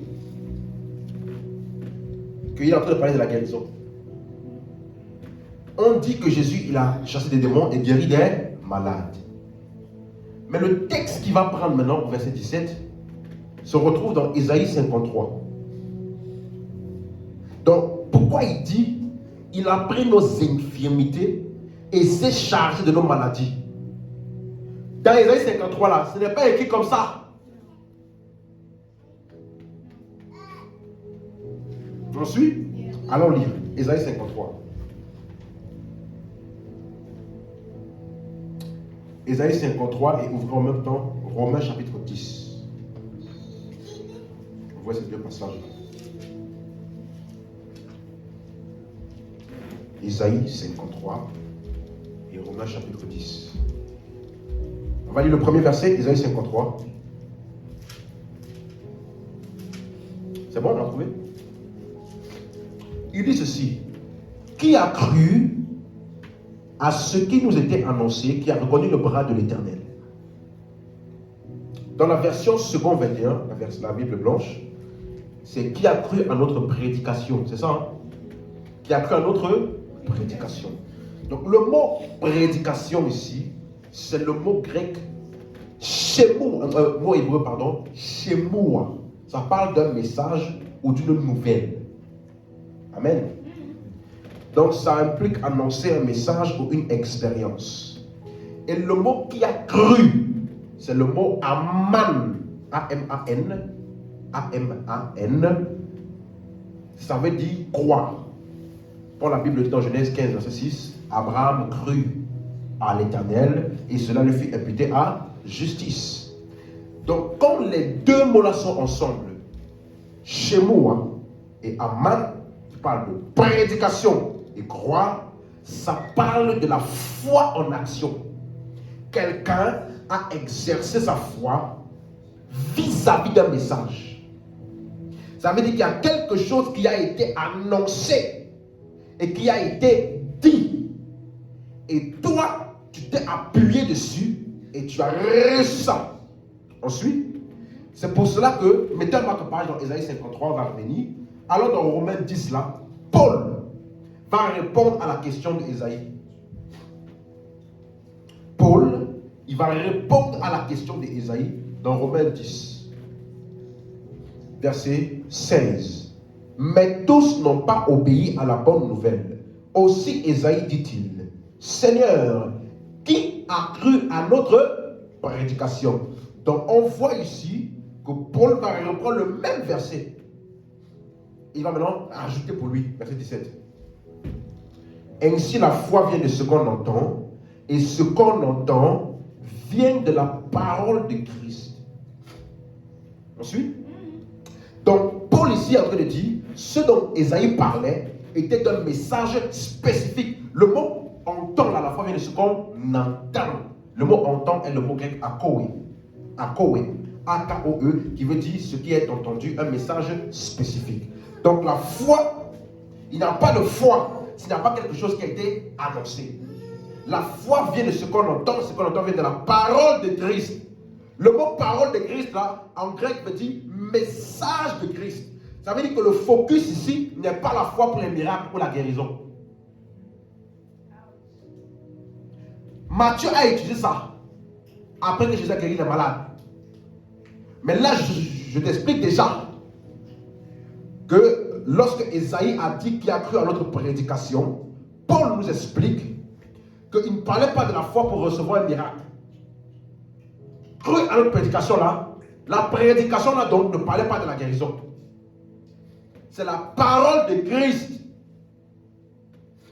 Quelqu'un suit? Donc je suis en train de vous montrer que Matthieu a utilisé un texte. Et on va voir pourquoi il a pris ce texte-là. Mais en gros, le texte-là ne parle pas de la guérison. Parce qu'il dit qui a cru à notre prédication. Et le mot croire à la prédication, Paul dit, la foi vient de ce qu'on entend vient de la parole de qui? Christ. Donc ça veut dire que tout ce qu'on va lire dans Ésaïe 53 là, nous révèle Christ. Et c'est cette révélation de Christ là que nous devons croire pour recevoir ce qu'il a donné. Amen. C'est clair pour quelqu'un? Donc, ce n'est pas le fait de dire, je suis venu à l'église, j'ai entendu un bon message, un bon témoignage. Oh, je suis venu à l'église, on a prêché sur les finances. Et après, à la fin de l'église, on dit, qui veut recevoir Jésus-Christ ici? Ce n'est pas possible. La foi vient de ce qu'on entend, et ce qu'on entend vient de la parole de Christ. La foi là, ici, là, ce n'est pas la foi du Jésus-Christ qu'on t'a annoncé qui a calmé la tempête. Ce n'est pas le Jésus qui a guéri les malades. Ce n'est pas le Jésus qui est parti partout, faisant le bien et guérissant les malades. Non. C'est ça qu'on t'a prêché de Jésus, si tu n'as pas encore reçu la foi. Quelqu'un m'entend ici?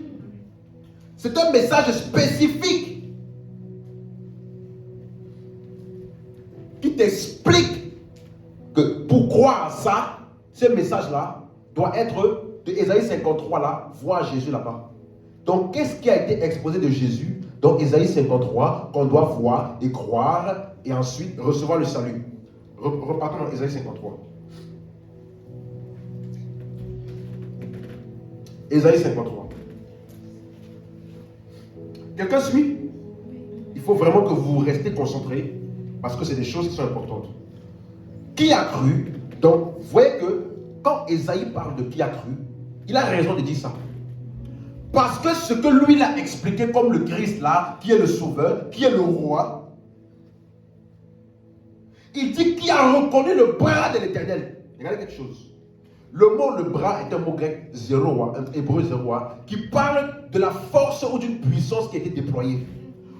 Qui a reconnu la puissance déployée de Dieu. C'est contradictoire. Parce que quand il va t'expliquer la suite, il a été brisé pour nos offenses, châtié, blessé pour nos péchés. Il dit qu'il a reconnu la force et la puissance déployée de Dieu. Il commence à parler des souffrances. Quelqu'un suit? Tu vas commencer. C'est pour ça que les Juifs là, ils ont du mal à croire en lui. Parce que ce qu'eux ils attendent comme le roi, le sauveur et le conquérant, on le présente comme quelqu'un qui vient pour souffrir. Et on dit c'est ça là, le bras de l'Éternel. C'est ça là, la force et la puissance déployée de Dieu. D'après le monde, la force et la puissance, c'est la brutalité, la violence, la destruction. Mais Ésaïe dit, le bras de l'Éternel là, verset 4. Verset 4. Cependant, ce sont nos souffrances qu'il a portées. C'est de nos douleurs qu'il s'est chargé et nous l'avons considéré comme puni, frappé de Dieu et humilié. Voilà quelqu'un qui est le bras de l'Éternel. Vous voyez? Et quand tu dis le mot douleur là, ça veut dire vraiment causer des douleurs. Ça veut dire qu'il a vraiment souffert. Verset 5. Mais il était blessé pour nos péchés, brisé pour nos iniquités.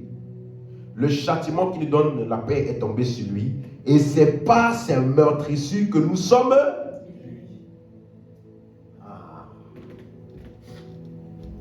Beaucoup de gens ont utilisé ce verset pour parler de la guérison physique, n'est-ce pas? Est-ce qu'il parle de la guérison physique? On va voir. Mais regardez, il a été brisé pour nos iniquités.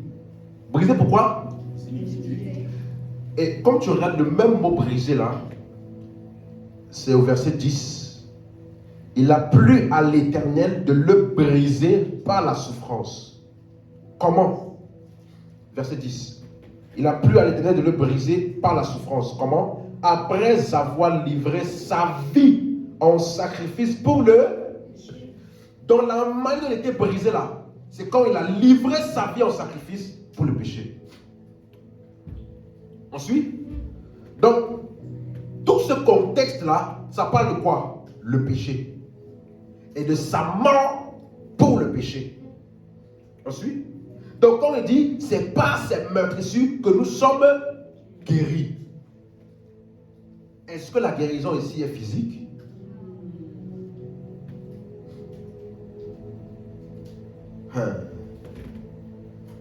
Est-ce que la guérison est physique? Parce que les mêmes meurtrissures, il a appelé ça brisé. Il a appelé ça châtié. Il a appelé ça blessé. Et dans tous les autres cas précédents, il parle de nos péchés, nos iniquités. Maintenant, il dit, c'est par ces meurtrissures que nous sommes guéris.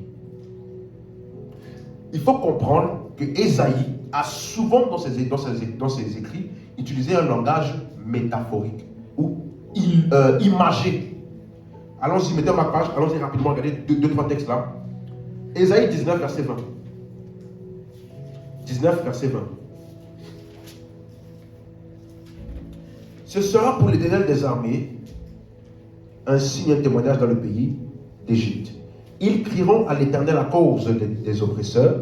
Il leur enverra un sauveur et un défenseur pour les délivrer. Et verset 21, et l'Éternel sera connu des Égyptiens, et les Égyptiens connaîtront l'Éternel en ce jour-là. Ils feront des sacrifices et des offrandes. Ils feront des vœux à l'Éternel et les accompliront. Ainsi l'Éternel frappera les Égyptiens. Il les frappera, mais il les guérira.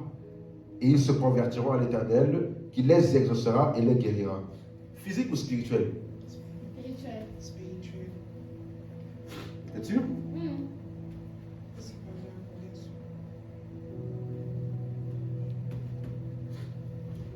Hein? Physique ou spirituel? Voilà. Et ici, là, il parle d'un peuple entier. Il n'est pas dit que quelqu'un a une maladie quelque part. Il parle d'un peuple entier. Donc la guérison ici parle de la restauration d'une relation. Parce que le peuple s'est éloigné de Dieu, le peuple était loin de Dieu, le peuple était détourné de Dieu. Il dit qu'ils sont convertis. Donc il y a eu restauration d'une relation. Mais pour dire ça là, lui il dit guéri. Vous voyez? Un autre passage, Ésaïe 30, 26.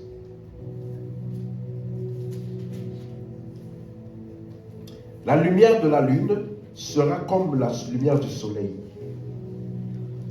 Et la lumière du soleil sera 7 fois plus grande, comme la lumière de 7 jours.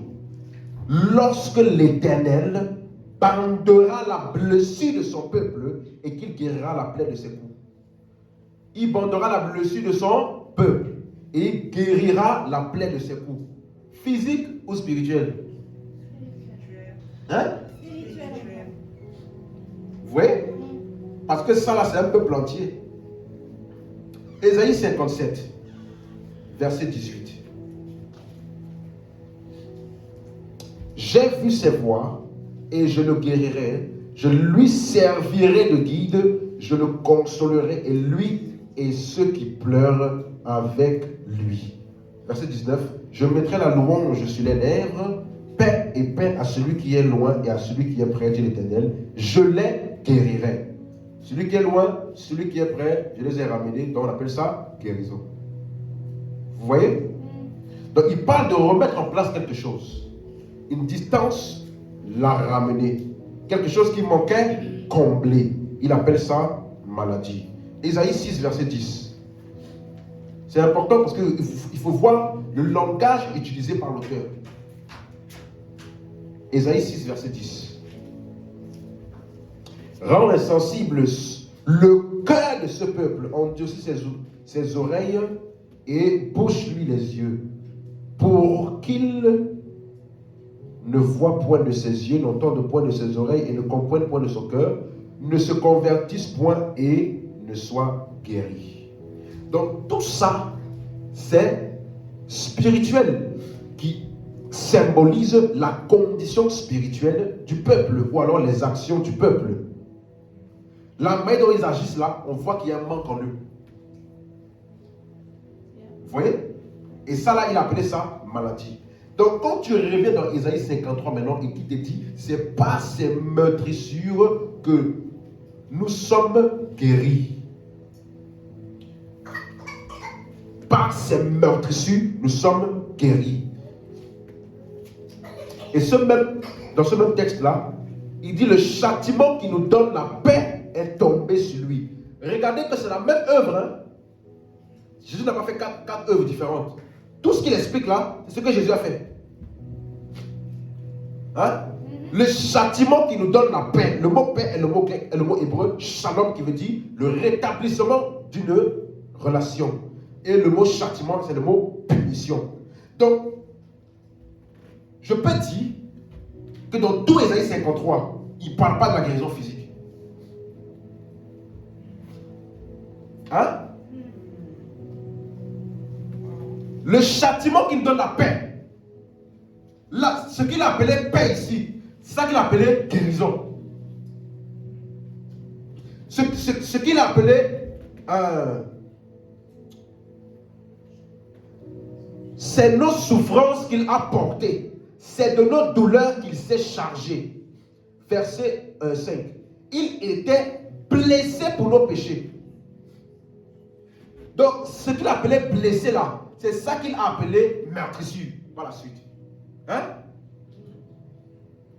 Mais dans tout le texte, il parle de péché. Blessé pour nos péchés. Brisé pour nos iniquités. Le châtiment qui nous donne la paix est tombé sur lui. Donc la paix là, c'est la restauration, l'union. Donc en d'autres termes, la souffrance de la séparation d'avec Dieu là est tombée sur lui. Est-ce qu'à un moment donné, il a parlé de ton corps? Non. Donc il ne peut pas venir maintenant au dernière expression du verset pour dire c'est pas cette meurtrissure que tu es guéri maintenant. Allô? Dans tous les textes que je vous ai montré que Esaïe parlait de guérison là, il parlait de guérison physique. Vous voyez? Donc je peux dire ceci. Laissez-moi prendre mon temps pour dire ça. Jésus n'a pas porté nos maladies à la croix.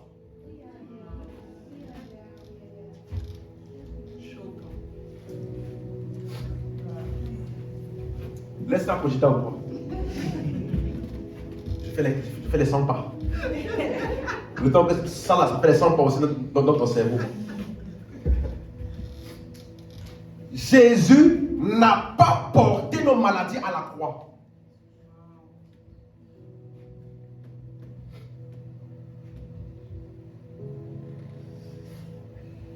Pourquoi? Parce que ce que Jésus donne par son œuvre sacrificielle est une restauration de relation. Il comble ce qui était manquant dans l'homme. Il règle une condition spirituelle. Est-ce qu'on suit? C'est pourquoi donc, verset 6 explique le verset 5 de Isaïe 53. Lisons le verset 6 maintenant. Nous étions tous... Attendez. On va lire la fin du verset pour vous montrer que c'est exactement la même suite. C'est par ces meurtrissures que nous, hein? Dis-nous. Ok. Donc Esaïe, le même nous que Esaïe parle, donc c'est par ces meurtrissures que nous sommes guéris là, c'est le même nous qu'il utilise pour la suite. Ce n'est pas, on est d'accord? Ok. Il dit, c'est par ces meurtrissures que nous sommes guéris. Guéris de quoi? Quelle est la maladie que nous avions? Verset 6. Nous étions tous errants. Il n'a pas dit qu'on avait le Covid. Il n'a pas dit qu'on avait le corona. La maladie qu'il a guérie là, nous étions tous errants. Comme des brebis. Chacun suivait sa propre voie. Et l'Éternel a fait tomber sur lui l'iniquité de nous. Donc il parle de quoi? L'iniquité. Il parle de quoi? La distance. Et qu'est-ce que Jésus a fait par son œuvre? Il nous a guéris. Il nous a réunis à lui. Donc c'est quelle guérison que pas ces maîtrises nous sommes guéris là? Donc regardez comment... Donc quand il dit dans Luc 4 qu'on a vu la semaine passée là, il est venu pour guérir les cœurs brisés. C'est avait déjà pris ça pour prendre leur motif de dépression. Maintenant, d'autres maintenant viennent dans Ésaïe 53 pour dire Jésus a pris nos maladies. Jésus n'a pas pris nos maladies à la croix. Il dit tu ne peux pas comprendre le péché sans comprendre le salut. Et le salut aussi t'explique que le péché. Amen. Donc voilà pourquoi maintenant, regardez. Verset 10. Donc jusqu'ici là, on est d'accord que le contexte parle du péché. De ce qu'il a fait vis-à-vis du péché. Notre iniquité de nous tous est tombée sur lui. Maintenant regardez le verset 10. Si tu n'avais pas lu tout le contexte précédent, tu arrives au verset 10 là, tu vas commencer à conclure autre chose. Parce que j'ai dit que Esaïe utilise beaucoup un langage imagé. Regardez verset 10. Il a plu à l'Éternel de le briser par la souffrance, après avoir livré sa vie en sacrifice pour le péché. Ensuite, regardez maintenant la suite. Il verra une postérité et prolongera ses jours. Et l'œuvre de l'Éternel prospérera entre ses mains.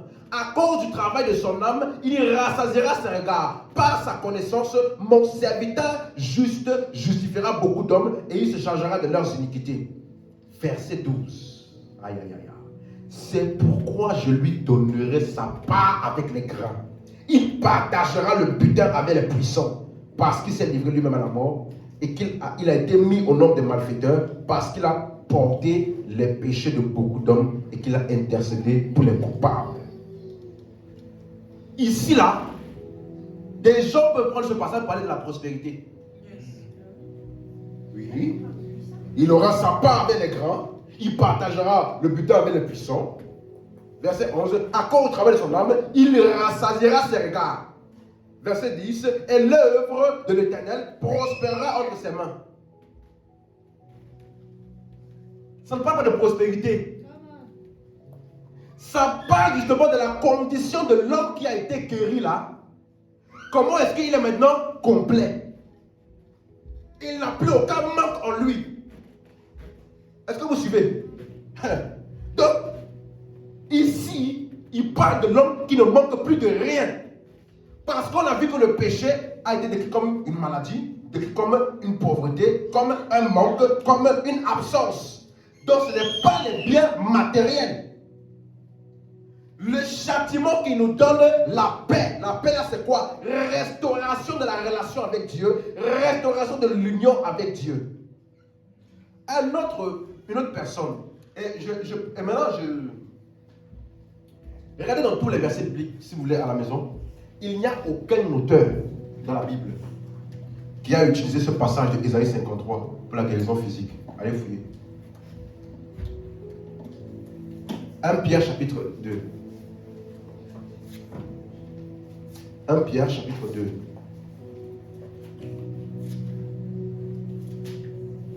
Vous voyez, l'interprétation biblique et la compréhension des Écritures, ça peut sembler laborieux. Mais à la fin, là, quand tu arrives à la compréhension, tu comprends l'effort. Regardez 1 Pierre chapitre 2.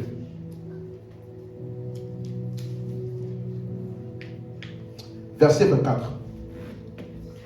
Lui qui a porté lui-même nos péchés en son corps sur le bois, afin que, mort au péché, nous vivions pour la justice.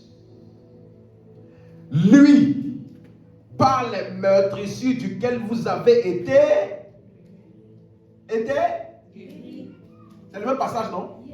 Ok. Donc, première des choses, le mot mort ici est un mot grec qui veut dire enlever de l'existence. Et le mot afin que nous vivions pour la justice, c'est le mot prendre vie. C'est ça qu'il appelait guérison.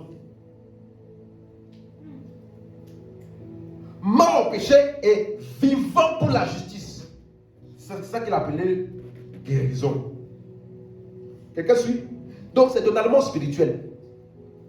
Et quand tu lis maintenant dans la première partie du verset, lorsqu'il dit lui qui a porté lui-même nos péchés en son corps. Le mot corps dans la Bible ne parle pas toujours du corps physique. Des fois le mot corps, ce qui est le mot grec soma, ça parle de l'entièreté d'une chose. Quand on dit en lui habitait corporellement la totalité de la divinité. Jésus. Ce n'est pas dans son corps physique, corporellement là, c'est dans sa personne. Jésus, sa personne là, est la totalité de la divinité. Vous suivez? Lorsqu'on dit que personne ne vous juge au sujet du manger, du boire et des fêtes du sabbat, car toutes ces choses étaient l'ombre des choses à venir, mais le corps est en Christ. Le corps ne parle pas du corps physique, ça parle de la réalité ou l'entièreté de tout ça là, prend son sens où? En Christ. Donc, quand on dit, surtout lorsque vous voyez le mot son corps, parce que le mot son, S-O-N, l'adjectif possessif, en grec c'est autos. Quand vous voyez autos et soma, autos, son, soma, corps, les deux là ensemble ne parlent jamais du corps physique, ça parle de sa personne entière. Donc Jésus a pris nos péchés dans sa personne. Ce n'est pas dans son corps physique. C'est sa personne en entier. Amen. Et donc voilà pourquoi il dit donc maintenant, c'est par ces meurtrissures que nous sommes guéris. Donc meurtrissure ici c'est quoi? Porter nos péchés sur son corps. C'est ça les meurtrissures. Guéri c'est quoi? Mort au péché afin que nous puissions vivre pour la justice. Donc nous sommes devenus vivants. Nous avons pris vie. Quelqu'un suit?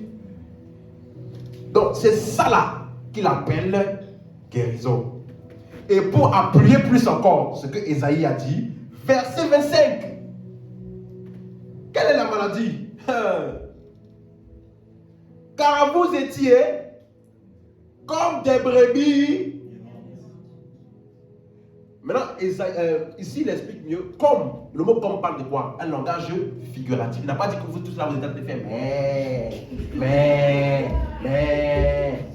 Non, quand tu lis la Bible, hein, il faut comprendre quand c'est figuratif et quand c'est littéral. C'est parce qu'on ne fait pas cette différence-là qu'on a pris beaucoup de textes aujourd'hui pour faire n'importe quoi. Quand on dit Jésus est l'agneau de Dieu qui ôte le péché du monde, est-ce qu'on a vu Jésus partout à Nazareth? Mais.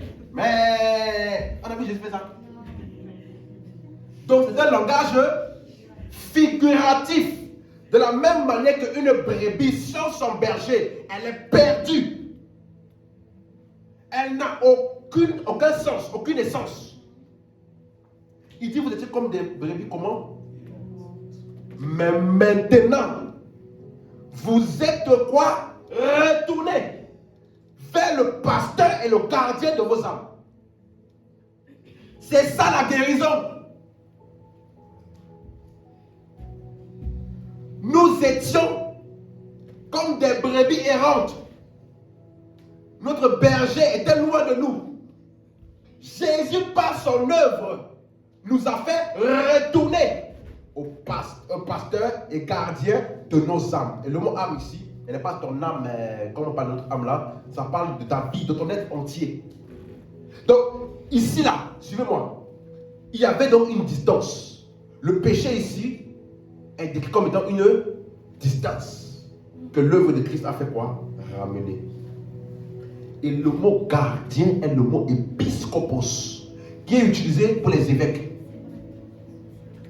Quand on dit, l'apôtre Paul dit, dans Acte 20, 27 à 28, il dit, prenez garde au troupeau sur lequel vous avez été établi évêque.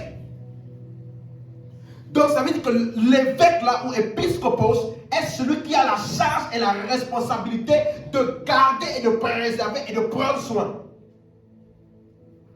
Donc tu ne peux pas me dire que Jésus est le gardien de ton âme et de ta vie et tu as peur de perdre le salut. Son sacrifice là n'a pas seulement donné le pardon des péchés en termes de il ne tient plus compte des péchés. Il nous a ramenés à lui sous sa couverture, sa gouverne. Voilà pourquoi Paul a dit ça, caché en lui. C'est lui maintenant qui est le gardien, le pasteur. Le gardien. Ça veut dire que si quelqu'un a la capacité de ramener un homme en enfer là, c'est parce qu'il a outrepassé le gardien, le pasteur là.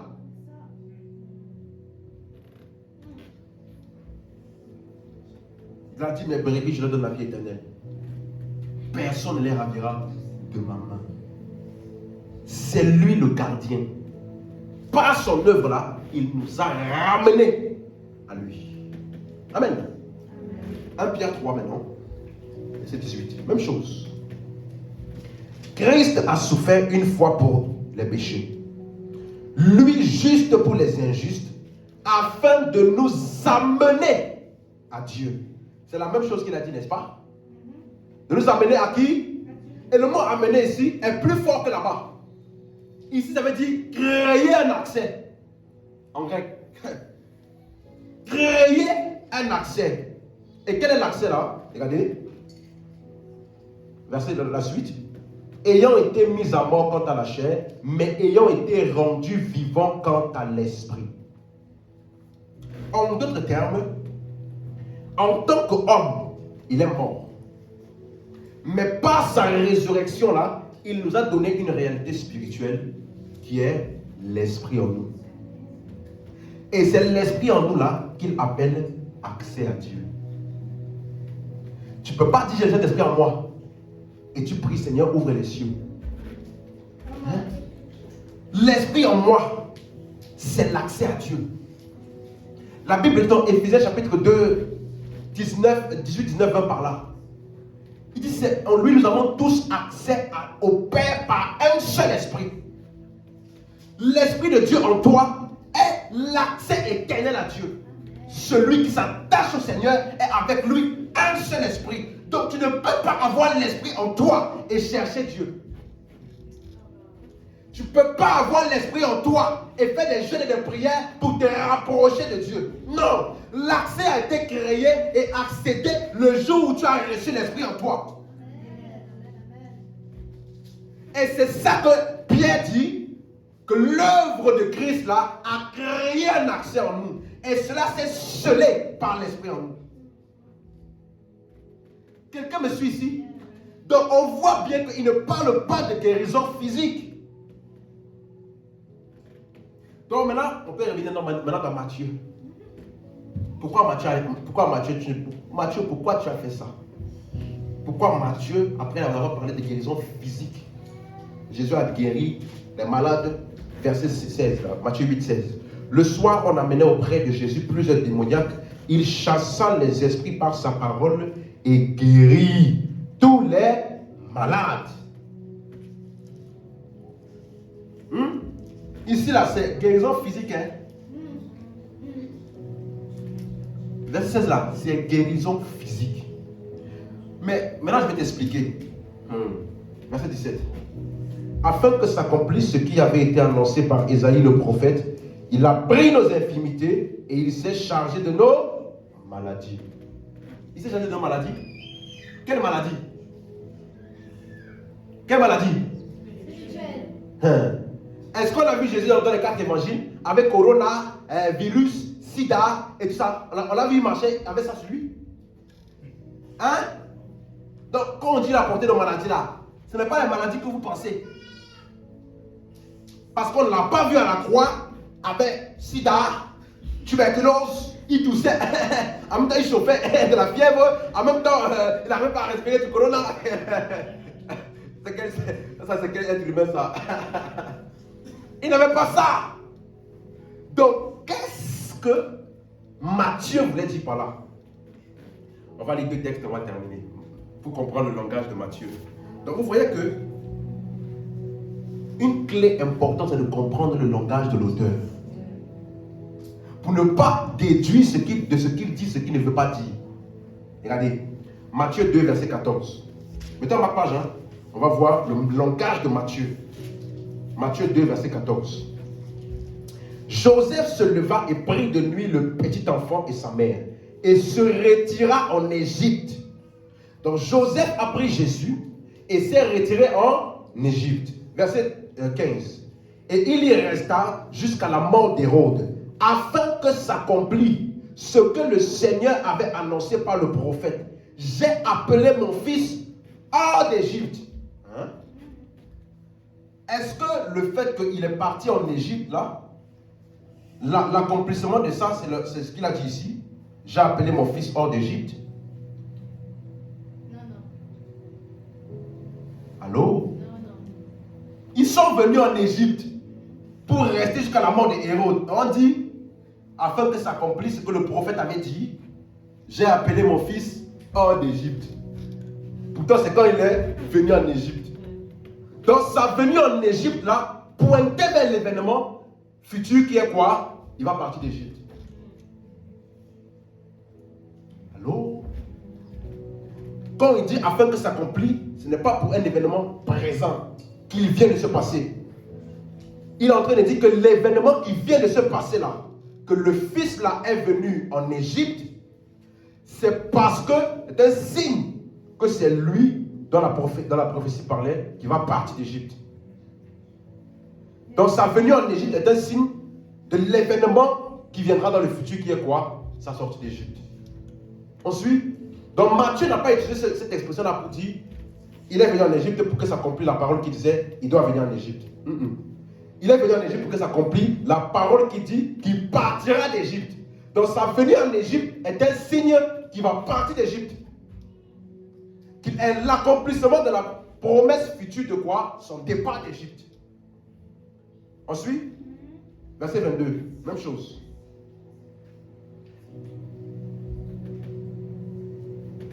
On y est? Mais ayant appris qu'Archélaüs régnait sur la Judée à la place d'Hérode, son père, il craignit de s'y rendre. Et divinement averti en songe, il se retira dans le territoire de Galilée et vint demeurer dans une ville appelée Nazareth.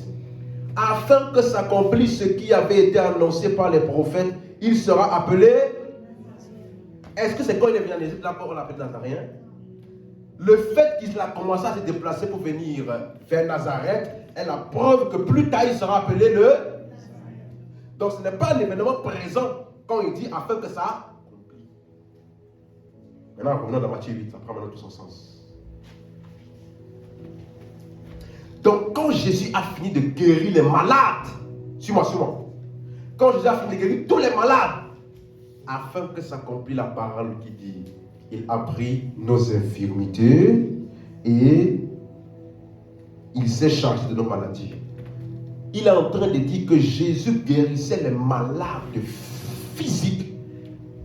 C'était un signe que c'est lui qui devait porter nos maladies dans le futur. Ensuite, c'est lui qui portera nos maladies. En parlant de quel texte? Ésaïe 53, qui parle de quoi? Du péché. Dans la maladie, ici, c'est le péché. Comme on a vu dans Ésaïe, n'est-ce pas? Donc, Jésus a donc guéri physiquement les personnes en vue de ce qu'il allait faire, de la véritable condition de maladie des hommes.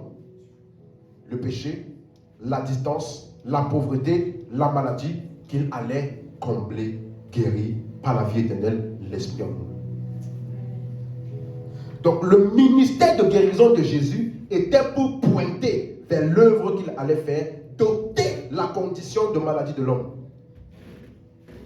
C'est pourquoi il a dit, ne pêche plus de peur qu'il t'arrive quelque chose de pire. Il vient de le guérir d'une maladie. Mais il y a pire que ça. La véritable chose dont tu as besoin d'être guéri, ce n'est pas la maladie physique. C'est la condition spirituelle des hommes qui va les amener au jugement. Donc tu as besoin de recevoir la paix en échappant au châtiment. Le châtiment qui nous donne la paix est tombé sur lui. Donc il y a un châtiment que nous devions hériter à cause de notre condition spirituelle que Jésus nous a fait échapper. C'est ça la chose pire. Donc il a guéri les malades en vue du fait qu'il allait guérir la condition spirituelle des hommes. Amen. Donc jusqu'ici, nous avons vu le péché comme étant une absence ou une maladie. Une distance maintenant aujourd'hui, on a vu. Une pauvreté et qui présente aussi un danger ou un jugement. Et donc pour décrire cette condition-là, l'évangile que nous prêchons est ce qui amène la solution à cette condition. Amen. Donc je résume. Ce qu'on appelle la rémission des péchés dans la nouvelle alliance. Ensuite, n'est pas simplement le fait de te faire échapper des conséquences ou alors de ne pas tenir compte de tes fautes, mais c'est beaucoup plus que ça qui te fait non seulement une préservation des conséquences ou du jugement, mais aussi une restauration de ce qui était manquant. Voilà pourquoi on appelait ça guérison. Ou alors retourner à lui, amener à lui. En gros, on a rétabli ce qui était distant. Parce qu'avant la croix, il y avait déjà le pardon des péchés en termes de ne pas prendre compte des offenses. Vous suivez? Dans le texte qui dit, par exemple, on lit souvent ça, quand Jérémie a dit dans Jérémie 31, je ne me souviendrai plus de leurs offenses, je pardonnerai leurs iniquités. Il a dit ça parce que le peuple en question, en face là, avait encore la mentalité de la loi. Mais en réalité, il disait ce que Dieu a toujours fait depuis. Parce qu'avant qu'il ait dit ça, Abraham a expérimenté la justification par la foi. Abel a expérimenté la justification par la foi. Moïse a expérimenté la justification. David. Vous voyez? Donc, plus que simplement de dire, tu as fait ça, te pardonne. L'œuvre de Christ vient régler la condition spirituelle, le manque qu'il y avait dans l'homme, l'absence là. Et avec le temps, on va découvrir c'est quoi qui manquait exactement là. C'est quoi? Je fais exprès de vous montrer progressivement que dans la Bible, là, le péché est décrit comme un manque, une absence. Et ce que Jésus a fait est venu pour combler ça. Donc qu'est-ce qui manquait et qu'est-ce que Jésus a donné? Amen. On va voir la suite. Amen. Alléluia. Et pour terminer, avant de terminer pour aujourd'hui, est-ce que j'ai dit que Jésus ne guérit pas les malades? Mais Matthieu 8, verset 16 à 17 là, hein? Verset 16, il guérit tous les malades là, ça parle de la guérison. Donc tu peux employer ça pour dire, regarde comment Jésus a guéri les malades, donc toi aussi tu peux être guéri. Mais verset 17 là, ça ne parle pas de la guérison. Par ces meurtrissures, nous sommes guéris, ne parle pas de la guérison physique. Jésus n'a pas pris nos maladies à la croix. Mais par son sacrifice, il nous a donné l'autorité sur la maladie. Voici les signes qui accompagneront ceux qui auront cru. En mon nom, ils imposeront les mains aux malades et les malades seront. Ce n'est pas on ne guérit pas les malades parce qu'il a pris les maladies à la croix. On guérit les malades parce que l'autorité qu'il nous a donnée est supérieure à la maladie. Est-ce que vous suivez? Il ne faut pas dire non, parce que tant que ton corps est mortel, il peut être associé à la maladie. Mais comme tu as Christ en toi, tu as l'autorité de chasser ces démons ou ces maladies. Ensuite, mais ce n'est pas par son sacrifice qu'il a pris nos maladies. Amen. On voit la différence. Donc il ne faut pas maintenant dire Jésus n'a pas pris mes maladies à la croix. Donc, je ne comprends pas pourquoi ça fait 4 jours, 5 jours, la même maladie est sur moi. Non! Mon objectif est de nous permettre d'avoir la précision et l'exactitude dans la compréhension biblique. Dis Amen. On peut se lever pour aujourd'hui. Gloire à Dieu. Merci Seigneur.